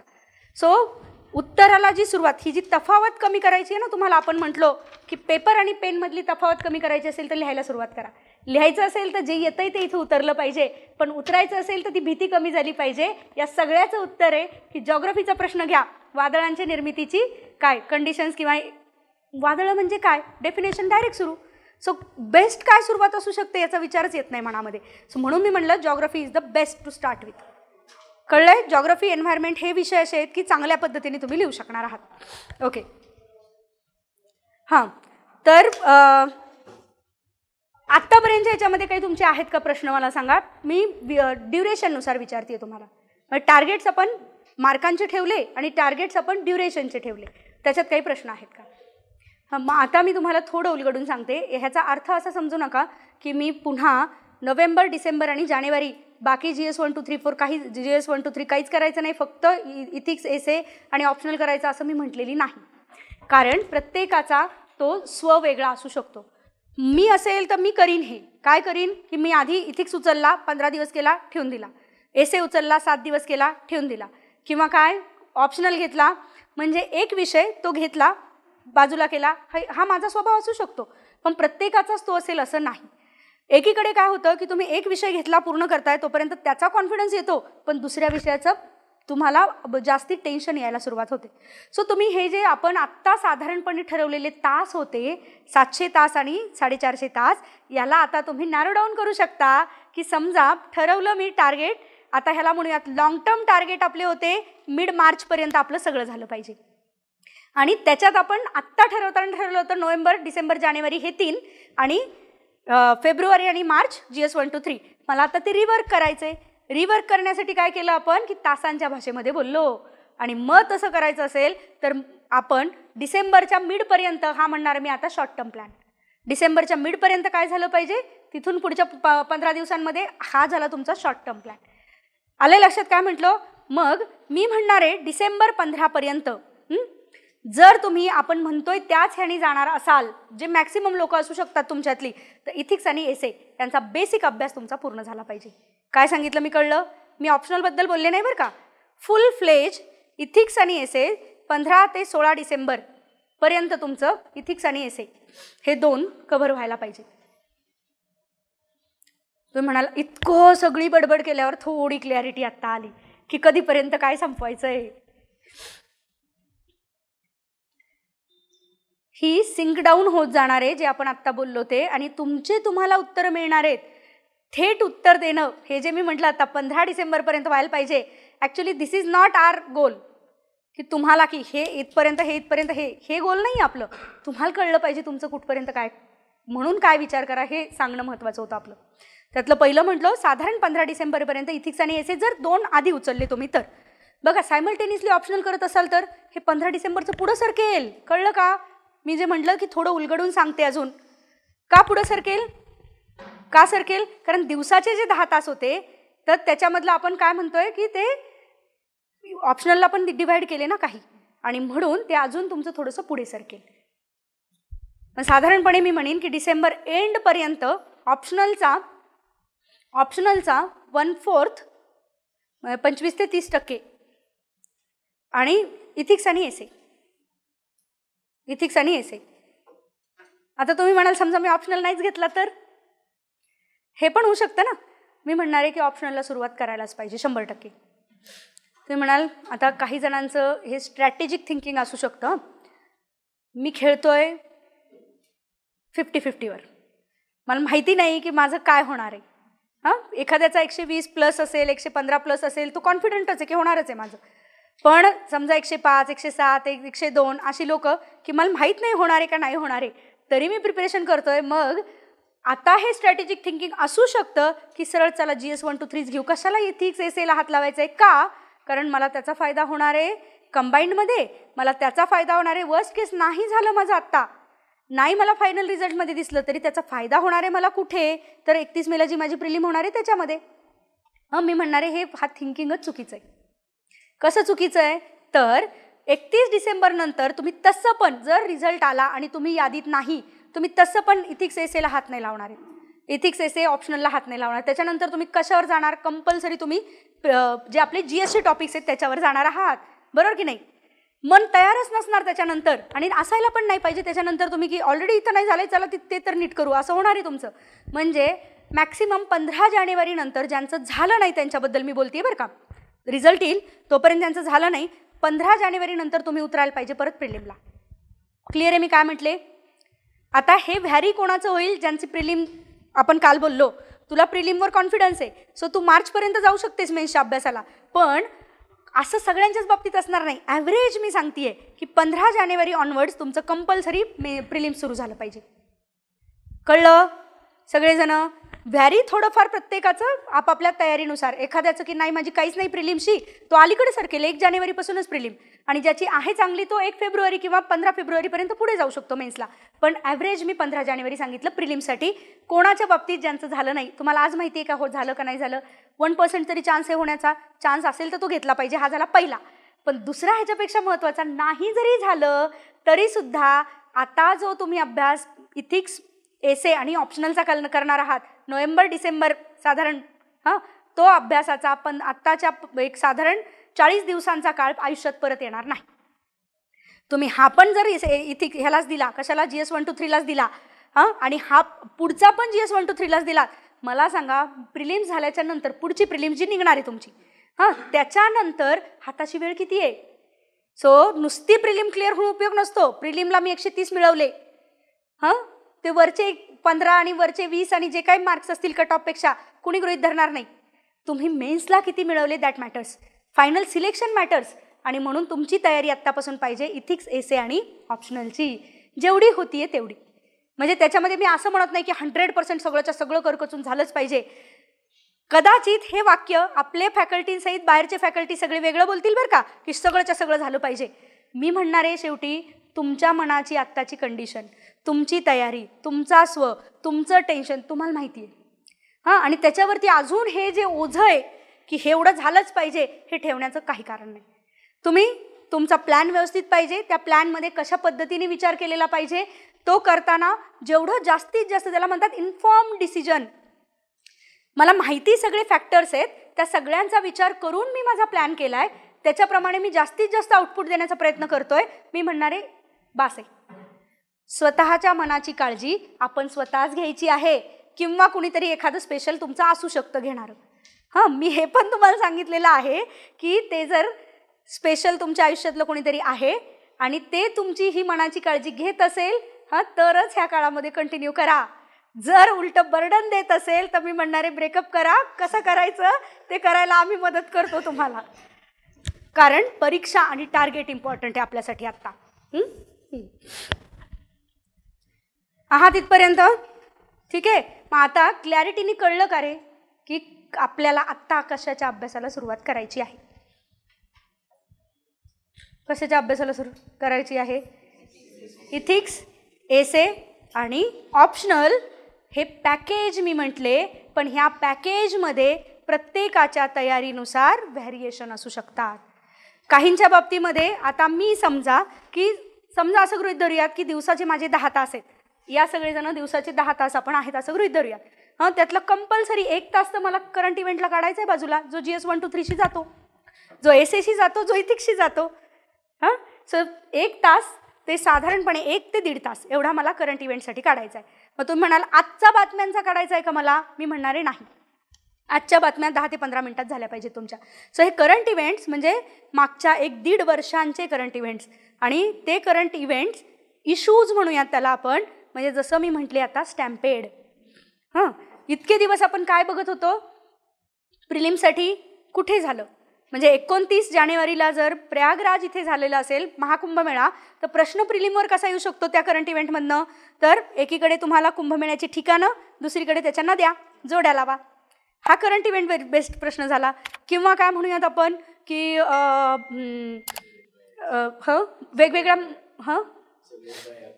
सगळे प्रयाग त्याच्यावरती येऊ शकतो. किंवा आपण म्हटलो की स्टॅम्पेडवरचा प्रश्न जर विचारायचा झाला त्यांना, तर म्हणजे मंदिर आत्ताचं जे, तर मग मंदिरं कुठली कुठली आणि त्याचे विचारलं जाऊ शकतं. किंवा स्पेसिफिक त्याच मंदिराबद्दल येईल प्रश्न की हे मंदिर या ठिकाणी वसलेलं आहे, या देवासाठी आहे, असे 3 सेंटेन्सेस आणि खाली करेक्ट इनकरेक्ट हे विचारलं जाईल. आता हे नाही आहे. आता काय stampede it is an issue. Crowd management. मग मुळात हे घडतात का? घडले तर म्हणजे घडण्याची कारणं. पहिलं कुठे घडले इव्हेंट्स, मग इव्हेंट्सला असणारी कारणं, म्हणजे गर्दीचं व्यवस्थापन नीट नाही होऊ शकलं, मग कारणांसहित पुढचं काय येणार आहे तुमचं की अरे मग ह्याच्यात की फॅक्टर कोण आहे, कशाला ॲड्रेस करा. एक गर्दीच्या व्यवस्थापनाला कराच, पण ते व्यवस्थापन नाही झालं आणि वर्स्ट केस असे घडले तर the most important critical thing is त्याला म्हणतात emergency medical services. Emergency medical services म्हणजे आपत्कालीन आरोग्य सेवा, याचा विकास भारतामध्ये झाला पाहिजे. हा आपल्या यावेळेच्या करंट इव्हेंटमध्ये मी विद्यार्थ्यांवर घेतला. आपत्कालीन आरोग्य सेवा याचा विकास. मग आपत्कालीन आरोग्य सेवा म्हणजे काय, तर स्टॅम्पेड सारख्या बघा उत्तर तुम्ही लिहित असाल तर तुम्ही काय लिहिलं असतं, आणि आता आपण जे मी तुम्हाला 2-3 मुद्दे सांगतेय ते लक्षात येतील तुम्हाला. अशा ज्या घटना घडल्या इथे आपत्कालीन आरोग्य सेवा पोचली पाहिजे म्हणजे 2 संकल्पना आल्या पाहिजेत. फर्स्ट ज्याला म्हणतो प्लॅटिनम 10 मिनिट्स. प्लॅटिनम 10 मिनिट्स की एखाद्या ठिकाणी अशी जर घटना घडली त्या 10 मिनिटाच्या आतमध्ये जर तुम्ही रुग्णापर्यंत पोहोचू शकलात तरच त्याचं आयुष्य वाचणारे, जीव वाचणारे. हे माहिती आहे ना तुम्हाला. समजण्यासाठी सोपं सांगते बरं का तुम्हाला. एखाद्याला हार्ट अटॅक आला, कळलं? हार्ट अटॅकमध्ये संकल्पना असते गोल्डन आवर. तो सुवर्ण तास ही संकल्पना असते. हा तास म्हणजे काय, त्या तासाभरामध्ये ज्याला हार्ट अटॅक आलाय त्याला जो वैद्यकीय सेवा मिळाली. आपण हे नाही म्हणलो की ब्लॉकेज काढून घेतला. हार्ट अटॅक कशामुळे येतो, ब्लॉक सापडतात म्हणून येतो, पण तो ब्लॉक काढण्याच्या प्रोसेसबद्दल बोलत नाही, ऑपरेशनबद्दल बोलत नाही होत आपण. त्या 1 तासामध्ये जर रुग्णाला वैद्यकीय सेवा, त्याला म्हणतात आपत्कालीन, हे जे मी आत्ता म्हटलं आपत्कालीन वैद्यकीय सेवा, इमर्जन्सी मेडिकल सर्व्हिसेस, तर एक इंजेक्शन दिलं जातं. त्या इंजेक्शनमध्ये रक्त पातळ होण्याचं आणि ते जिथे ब्लॉक आहे तिथनं सुरळीत प्रवाह होण्याचं, पण ते तात्पुरतं असतं. आणि त्यांनी काय होतं, वेळ जास्तीचा मिळतो रुग्णाला की मग पुढच्या 24 तासामध्ये 48 तासांमध्ये काय निर्णय घ्यायचा आहे का, मग गोळ्यांवरच सगळं होऊ शकणार आहे, हा डॉक्टरला वेळ मिळतो आणि पेशंटला पण सर्व्हायवलसाठीचा वेळ मिळतो. मुद्दा कळला मी काय म्हटले. गोल्डन आवर ही संकल्पना कळली. तुम्ही जर पोचूच शकला नाही, ते इंजेक्शनच मिळू शकलं नाही, तर तो ब्लॉक तसाच राहणार आहे आणि रुग्ण मरणार आहे. हेच एक्झॅक्टली जेव्हा ॲक्सिडेंट केसेस असतात किंवा स्टॅम्पेडच्या केसेस असतात त्यांच्यामध्ये प्लॅटिनम 10 मिनिट्स ही पण संकल्पना आहे की इतका रक्तस्राव असतो की जर इमर्जन्सी एड जर मिळाली नाही त्यांना 10 मिनिटामध्ये रक्तस्राव गेला, माणूस गेला. सेम सर्पदंशामध्ये पण ही पण लागू होऊ शकते. सो तुम्हाला मुद्दा कळला की स्टॅम्पेडमध्ये तुम्ही उत्तर लिहिलं असतं विदाऊट करंट इव्हेंट रेफरन्स, तर उत्तर काय आलं असतं. आणि ह्या 2 संकल्पना टाकाल डायरेक्ट वजन वाढतं. कुणी दिलेल्या संकल्पना आहेत, आंतरराष्ट्रीय मानांकन आहेत. ही WHO यांनी सांगितल्याप्रमाणे आपत्कालीन आरोग्य सेवांचा विकास भारतामध्ये कशा प्रकारे झाला पाहिजे. आपण म्हटलो प्लॅटिनम 10 मिनिट्स अचीव झालं पाहिजे आणि गोल्डन आवर अचीव झालं पाहिजे. हे झालं एक. दुसरं की स्टॅम्पेडसारख्या आणि या सगळ्या सिच्युएशन्समध्ये रुग्णवाहिका, त्याला म्हणतो अद्ययावत ॲम्ब्युलन्सेस ज्या आहेत सगळ्या ॲडव्हान्स्ड ॲम्ब्युलन्स की ज्याच्यामध्ये लाईफ सपोर्ट आहे. सो ॲम्ब्युलन्स भलेही अर्ध्या तासाने पोचली पण ॲम्ब्युलन्समध्ये आहे ना ते सगळं की ज्याने लाईफ सपोर्ट मिळणार आहे. कळलं मी काय म्हटले. तर मुद्दा हा की भारतामध्ये पण हे अचीव केलं जात आहे. कसं केलं जात आहे, आजचा भारताचा डेटा आहे 70 ते 90 लाख रुग्ण. डेटा नीट लक्षात घ्या बरं का, हा वापरायचा आहे, हा कोट करायचा आहे आपल्याला. हे कुठून येणार आहे, हे करंट इव्हेंटमधनं येणार आहे, हे सांगते मी. करंट इव्हेंट हे क्रिटिकल आहेत आणि आपले करंट इव्हेंटचे तास मिसच करायचे नाही आहेत ॲब्सोल्युटली. कारण GSमध्ये एखाद्याला उत्तर विचारलं वादळांचं तर तुम्ही आत्ता पण लिहू शकणार आहात ना, पण त्याच्यावर on the top of that तुम्ही काय पद्धतीने त्याच्यात डेटा इन्सर्ट करताय दॅट इज इम्पॉर्टंट. स्टॅम्पेड तुम्ही सांगा ना, आत्ता नाही का लिहू शकणार उत्तर, तुम्ही डोळे झाकून आत्ता उत्तर लिहू शकणार आहात, पण त्या उत्तराला 15ला जर प्रश्न विचारला तर त्या उत्तराला तुम्हाला 3-4 मार्क मिळणार आहेत. आणि तुम्ही विथ ही सगळी इन्फॉर्मेशन आणि क्रिटिकल ॲनालिसिस जर लिहिलं तर तेच उत्तर जे 3-4 होतं तेच उत्तर 8पर्यंत सरकणार आहे. आणि प्रत्येक प्रश्नात जर दुपटीने मार्क वाढणार असतील तर डायरेक्ट सिलेक्शन नाही का होणार सांगा. सो करंट अफेअर्सचा क्रिटिकल रोल आहे हे विसरू नका. जसं मी इथे म्हटलं, डेटा सांगत होते तुम्हाला, स्टॅम्पेडच्या केसेसमध्ये नुसतं स्टॅम्पेड नाही, आपत्कालीन रुग्णसेवा आत्तापर्यंत भारतामध्ये दरवर्षी 70 लाख ते 90 लाख रुग्णांपर्यंत पोचतीये. आणि भारतामधला आरोग्य सेवेवरचा खर्च हा खरं म्हणजे असायला पाहिजे, नुसतं भारतच नाही जगाच्या पाठीवर सगळीकडे, तो GDPच्या 6% असायला पाहिजे. मग आता हे सोल्युशन्समध्ये येणार तुमच्या, की खरं म्हणजे आरोग्य सेवेवरचा खर्च 6% पाहिजे GDPच्या, मोर दॅन 6%, पण तो नाही आत्ता, तो अराउंड 3% आहे. आणि तो 3% सुद्धा तो हे कन्फ्युजन होऊ शकतं बरं का तुमचं, की कोण सरकार होतंय का, नाही, सह्याद्री हॉस्पिटलमध्ये जमा होणारा पैसा असू दे, नाही तर दीनानाथ असू दे, नाही तर सगळीकडचं, आणि कम्युनिटी हेल्थ सेंटर, सब सेंटर्स, सगळीकडचं मिळून हेल्थवर खर्च किती, म्हणजे माझ्या खिशातनं पण दिला काय आणि महात्मा फुले योजनेतनं केलं काय, सगळा खर्च मिळून GDPच्या 3% आता. पब्लिक प्रायव्हेट तो पाहिजे 6% असं आपण म्हटलो. समजतंय मी काय म्हटले? सो हे मुद्दे करंट इव्हेंटमधनं येणार आहेत, किंवा हे व्हॅल्यू ॲडिशन असणार आहे आपल्या उत्तरांमध्ये लिहिताना. हां, तर आपण बोलत होतो की मग रोजचा आपला डिवाइड करताना 1 तास तर किमान तुमचा करंट इव्हेंटला दिला गेला पाहिजे. आता उरलेला वेळ तुम्ही तुमच्या पद्धतीने, मी म्हटलं तसं पॅकेज जे ॲक्सेप्ट केलं तुम्ही, म्हणजे काय, इथिक्स, एसे आणि तुमचं पॅकेज. चाणक्याच्या पॅकेजबद्दल मी बोलत नाही आहे, पॅकेज म्हणजे मी कसा प्लॅन करणार आहे त्याचं पॅकेज. इथिक्स, एसे आणि ऑप्शनल हे जर ॲक्सेप्ट केलं तुम्ही, तर दिवसाचा 1 सकाळचा वेळ, 1 तास तर कंपल्सरी मी तुम्हाला सांगितलं करंट इव्हेंट. हां, मग तुम्ही म्हणाला अरे करंट हा एक मधूनच घातला तुम्ही, मी पुन्हा एकदा सांगते, ते करंट इव्हेंट एसेला पण लागणार आहे, ते करंट इव्हेंट इथिक्सला सगळीकडे लागणार आहे, त्याच्यामुळे तो सगळीकडचा आहे, तो जोकर आहे आपला. हां, त्याच्यामुळे तो सगळीकडे लागणार आहे, त्याला वेगळंच ठेवायचं आहे. आता उरलेल्या वेळाचं बायफर्गेशन, मग मी म्हणणार आहे शक्यतो दोन्ही एका वेळेला उचलू नका, इथिक्स आणि एसे, त्याच्याऐवजी इथिक्स प्लस ऑप्शनल हे चालेल, हां, एसे प्लस ऑप्शनल हे चालेल, म्हणजे तिन्ही एका वेळेला उचलू नका असं म्हणायचं आहे मला. आणि जर ऑप्शनलच्या बाबतीत अजूनही तुम्हाला सगळे रिसोर्सेस आणि सगळं हे करायचं असेल तर मग इथिक्स आणि एसे उचलला तरी चालेल, पण शक्यतो इथिक्स ऑप्शनल, एसे ऑप्शनल, आणि असं कंटिन्यू करा. म्हणजे मग हे 15 डिसेंबरपर्यंत पूर्ण होईल का? नाही, अजून पुढे सरकेल ना. हे लक्षात आलं का सगळ्यांना? तासांच्या भाषेत जर केलं आपण तर. बरं, तरी मी म्हणतेय की ऑप्शनल 500 मार्कांना आहे आणि इथिक्स एसे 500 मार्कांना आहे, राईट. मग दोन्ही जर 500 मार्कांना आहे, आउटपुट सांगा. इकडचं आउटपुट किती होतं? 250-255. तिकडचं आउटपुट होतं 280. दिसलं का? म्हणजे खरं म्हणजे ऑप्शनलला थोडासा जास्ती वेळ द्यायला पाहिजे, हे समजायला पाहिजे तुम्हाला.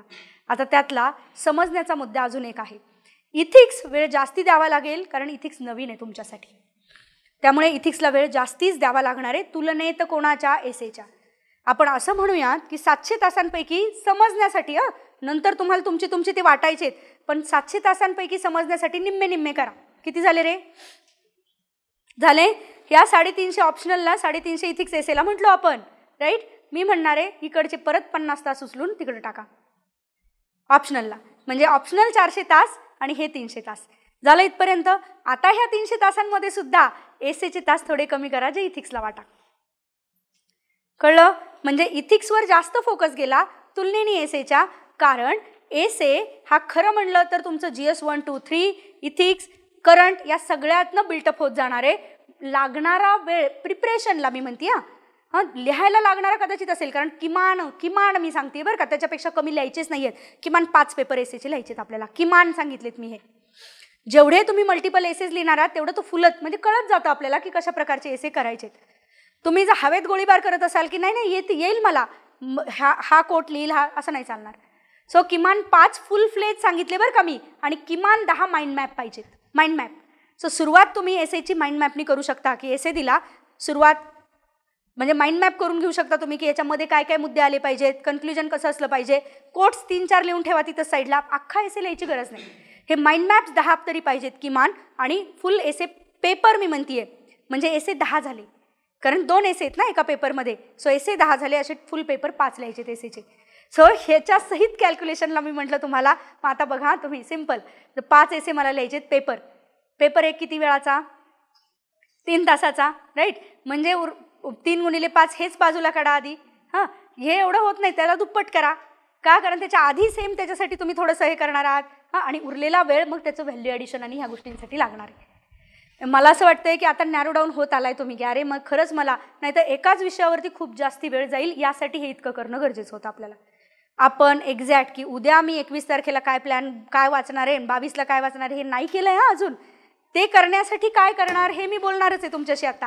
ते करण्यासाठी सोपं जे असतं, जे तुम्हाला पण सोपं गेलं आपल्या हार्टबीटच्या वेळेला, आपली सगळ्यात वाईट गोष्ट आपल्या सगळ्यांमधली आहे, इन्क्लुडिंग मी म्हणते हां, ती म्हणजे काय, प्लॅन नीट जमत नाही आणि जमला तर तो इम्प्लिमेंट होत नाही.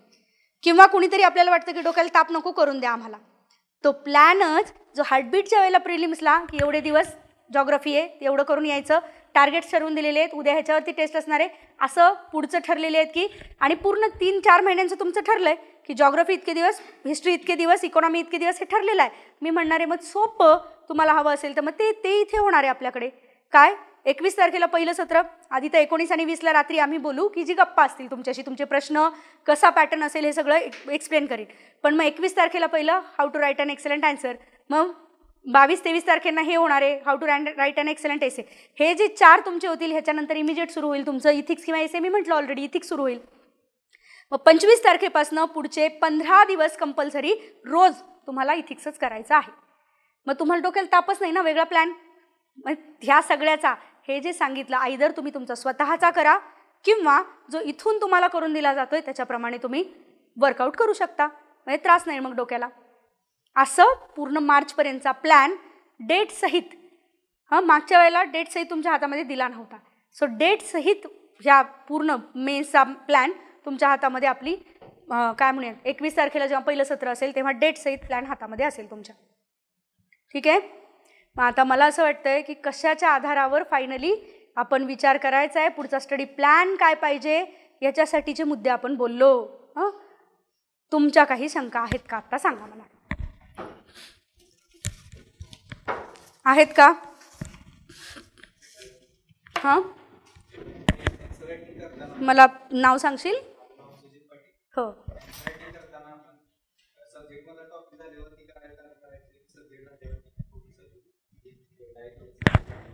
बघ आता हे 2 पद्धतीने वर्कआउट होतं. उदाहरणार्थ काही जण तुला हे सांगतील की आधी वाचल्यानंतर तुझ्याकडे इन्फॉर्मेशन असेल आणि मग लिहायला सुरुवात कर. काही असे असणार आहेत, फॉर एक्झाम्पल मी हे जे स्टॅम्पेडचा आता प्रश्न बोलले की असे प्रश्न आहेत की ज्याच्यामध्ये तुला वाचायची पण गरज नाही, तू डायरेक्टली लिहू शकतोस असं वाटतं आपल्याला. का वाटतं? कारण सोपे वाटतात हे सगळे प्रश्न. पण आमचं सजेशन असं राहील की पहिल्यांदा टार्गेट सेट करायचे.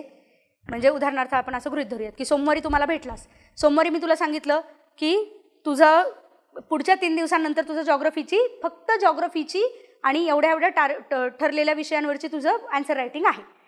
मग त्याच्यामध्ये तुला मी सायक्लोन दिलं, काय जे काही ठरवून दिले, कुठून वाचायचं सांगितलं. आधी तेवढे 3 दिवस वाच, ती इन्फॉर्मेशन कलेक्ट कर, गोळा कर, आणि मग समजा सोमवारी भेटलो, बुधवारी किंवा गुरुवारी तुझी ती टेस्ट म्हणजे वाचून झाल्याच्या नंतर लिहितोयस. आलं लक्षात? बरं, पण म्हणून काय सगळंच येईल अशातला भाग नाही. मग त्याच्यावरती डिस्कशन की अरे तू हे लिहिलंस पण खरं म्हणजे ह्याच्यात हे यायला पाहिजे होतं. काही वेळेला इन्फॉर्मेशनच मिसिंग आउट असते, माहितीच नसते तुम्हाला, ती इन्फॉर्मेशन देणं त्यावेळेला. आणि मग एक तुमचं जे उत्तर आहे त्याच्यामध्येच ॲडिशन करत तुम्ही की खरं म्हणजे हे मुद्दे यायला पाहिजे होते आणि आपले हे चुकले. याने झालं काय, एकदा वाचलंस ते रिवाईज कारण 3 दिवसात तेवढंच करायचं, दुसरं काही करायचं नाही आपल्याला. सो ते केलं, तू 3 दिवसांनी टेस्ट दिली, लिहिता आलं का हे कळलं. जर लिहिता येत नसेल तर अजून त्याच्यामध्ये इम्प्रूव्हमेंट काय लागेल हे कळलं. डायरेक्टली लिहायला सुरुवात करा असा जो म्हणतो ना आपण, त्याचा अर्थ हे झालं की आधी तो टार्गेट ठरवा, त्याचं किमान बेसिक वाचा आणि मग लिहा. हा अर्थ झाला. तुझ्या प्रश्नाचं उत्तर मिळालं? हां. इवन मी म्हणणार आहे स्टॅम्पेडसारखा प्रश्न असेल तर आधी वाचा जाऊन की काय आलेले आहेत आणि मग लिहा, तर हे व्हॅल्यू ॲडिशन होतील, त्याशिवाय होणार नाहीत. आपल्याला उत्तरं लिहायची नाही आहेत, आपल्याला ती चांगली उत्तरं लिहायची आहेत. हा विचार करा. काही आहेत अजून?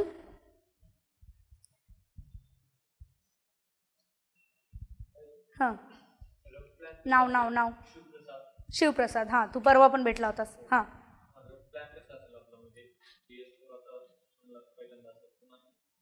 GS4 बघा, पहिलं काय असेल ते 21ला तर मी डेट सहितच देते, पण सगळ्यात आधी तर GS4, मग एसे.